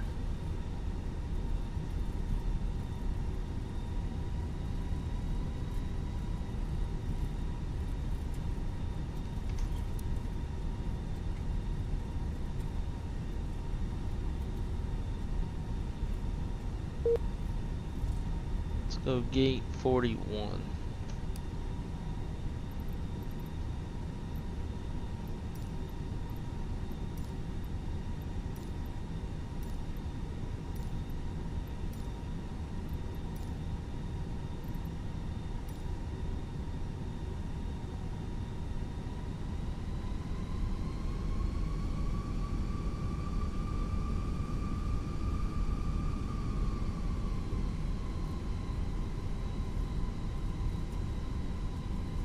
Yeah, I knew we were going to hit hard.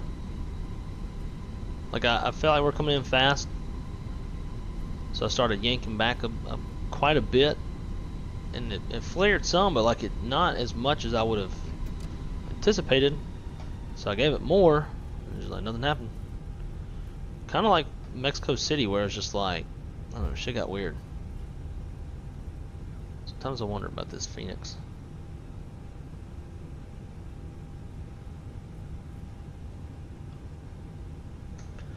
Brakes set. Let them up. Shut them down. Yep. It's got something bound to F4 that makes these. See? Alright, brakes are set. Shut down 2, 1.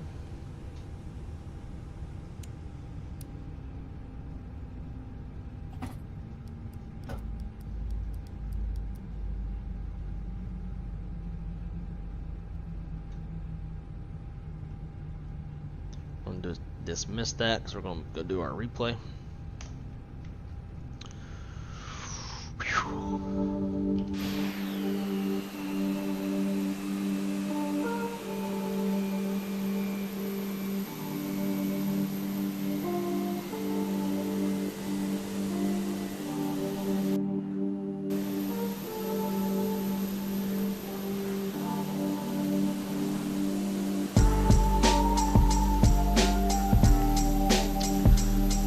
Well guys, welcome to Bogota, Colombia.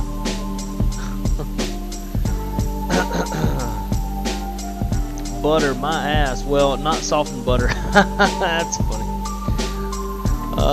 Amelia, what's going on, man? We just landed back in Bogota.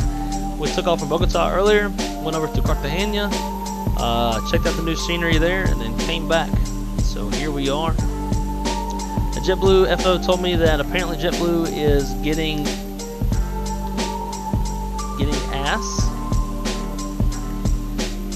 or getting a something, A330. Wonder how he would know that. That's not the kind of information. I see. Yeah, A330. That's not the kind of information that FOs typically are privy to.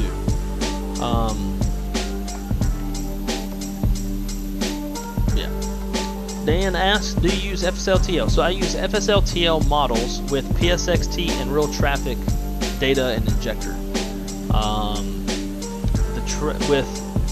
With PSXT, the traffic's about 30 seconds delayed from real life, which is pretty awesome. Pretty awesome. So, I'm dreading this one. Let's look at Valanza and see what it says. Oh my God. Christ. Pretty much 600 feet per minute.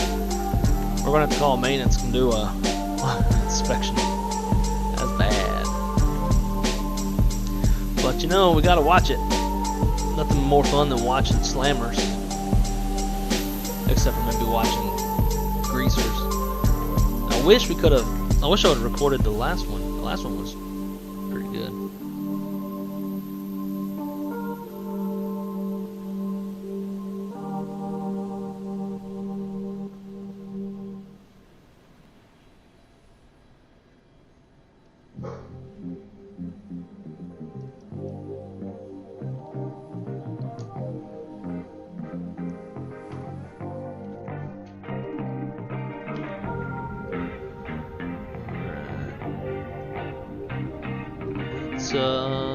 Let's see, we'll just go.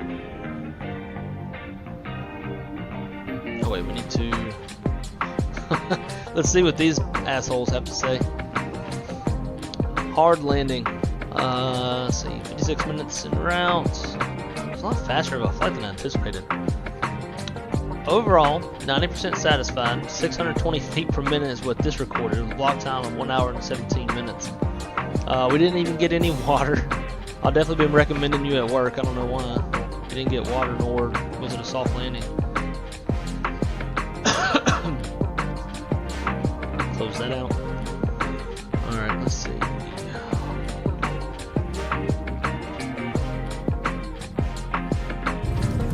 Terrain ahead. Pull up.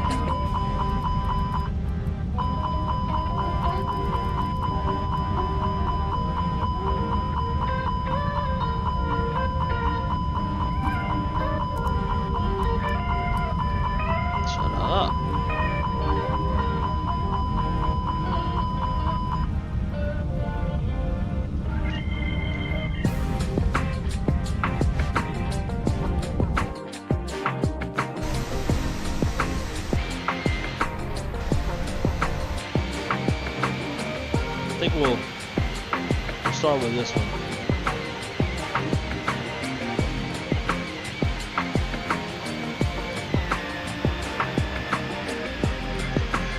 This is not going to be pretty gas.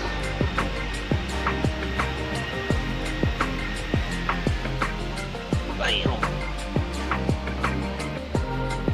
We didn't bounce though, which is kind of weird.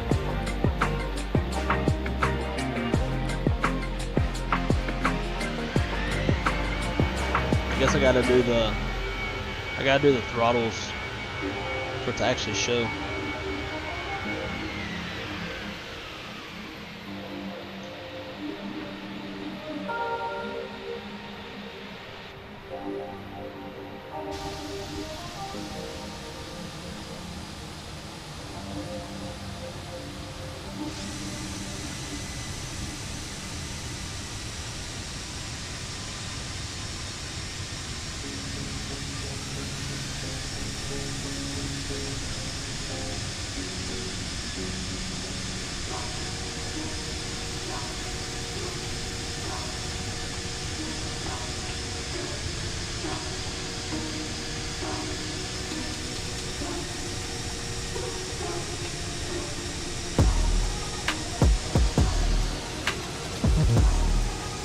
I think we touched down on the touchdown point though. Obviously we were right at center line. We did let the nose come down easy.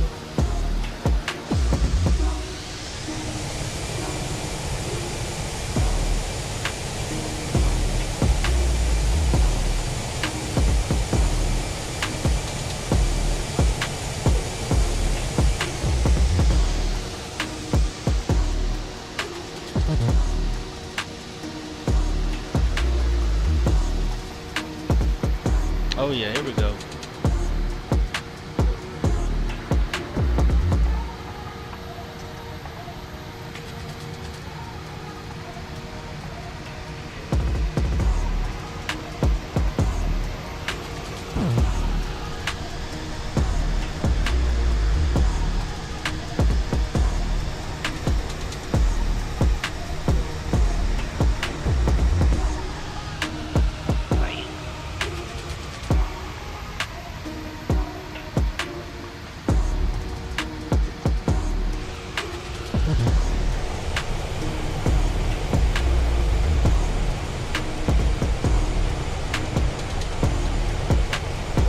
As long as we as long as we have all the doors. That shit's funny. Drew, what is up, man? Great to see you, dude. Oh, that's too funny. I love it.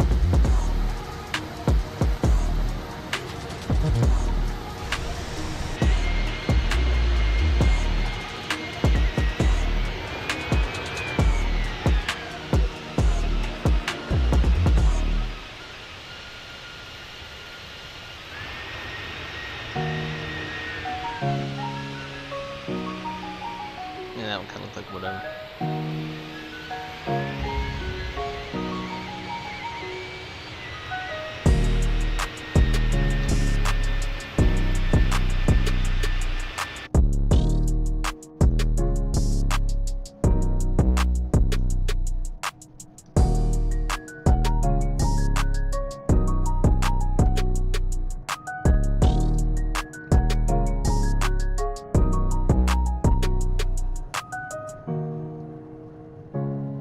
I don't know why it's freezing. Definitely a little firm, a little firm.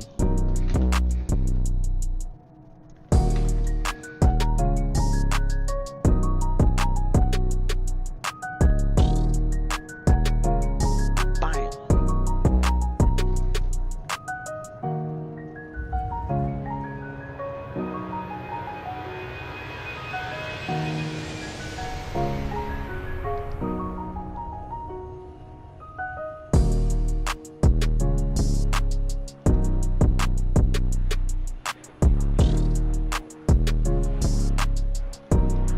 Give my damn texture back.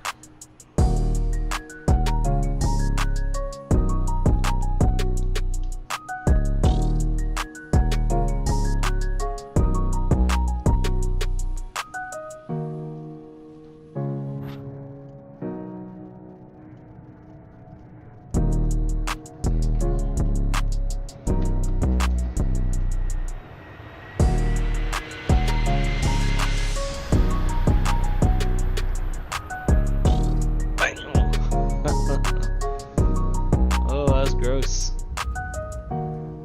That is gross, I tell you.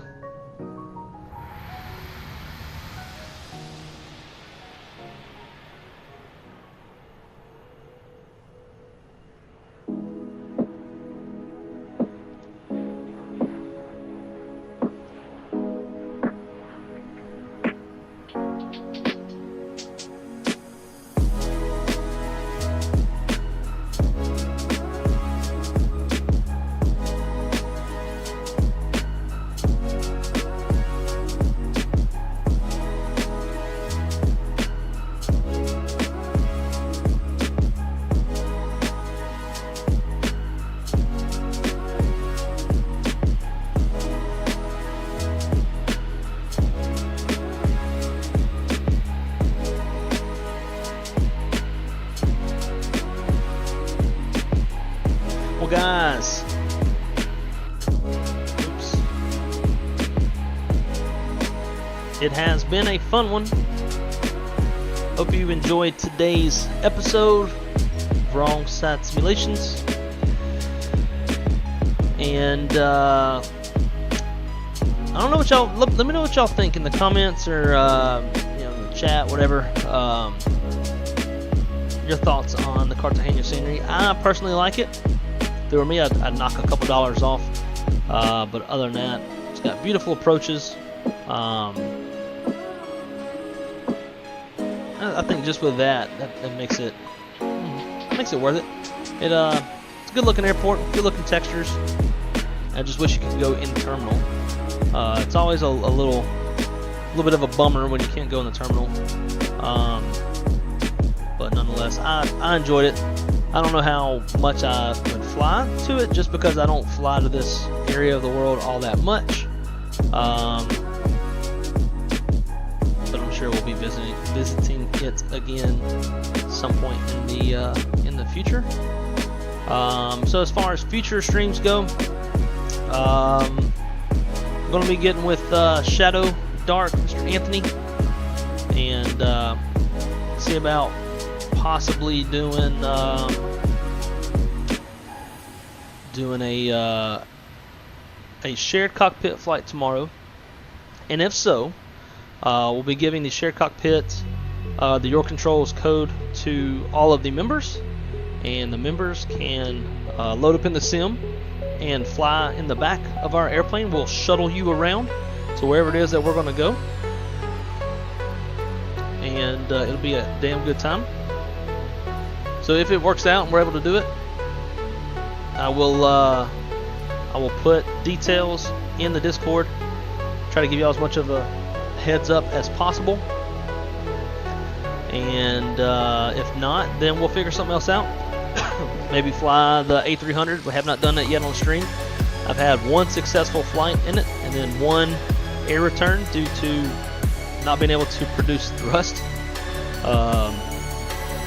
So yeah, you never know what's going to happen whenever you put me behind the yoke. Oh, I think I went to the wrong gate. Whoopsie daisy. What gate is this? Uh oh. Reset.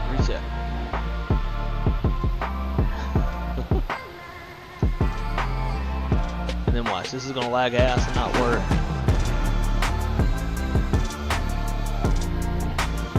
Bitch. Killing my production. Fuck it, we're gonna go out on a different note. Where's that taxiway?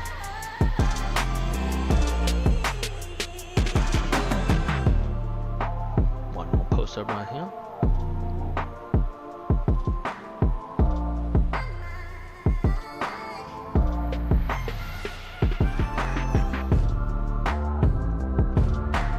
Oh, now it wants to work. Screw.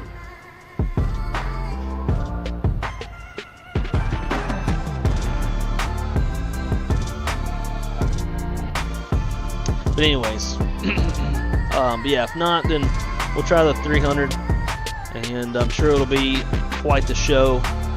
For those of y'all who've been around the channel for quite a while, know that when I get behind the yoke of A300, then call an ambulance, but not for me. What am I calling an ambulance for? Oh, yeah. But all right, guys. Well, I hope y'all have a great rest of your evening. Stay tuned to Discord for details for tomorrow's stream. And until then, be good at it.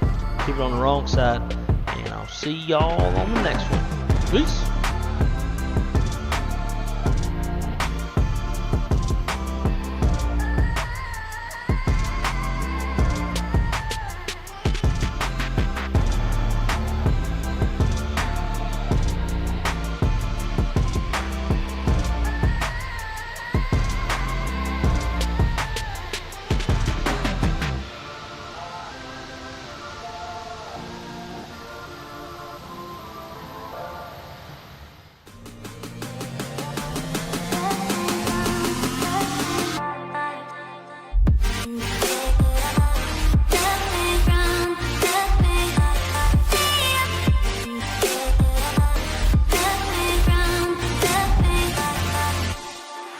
Yeah.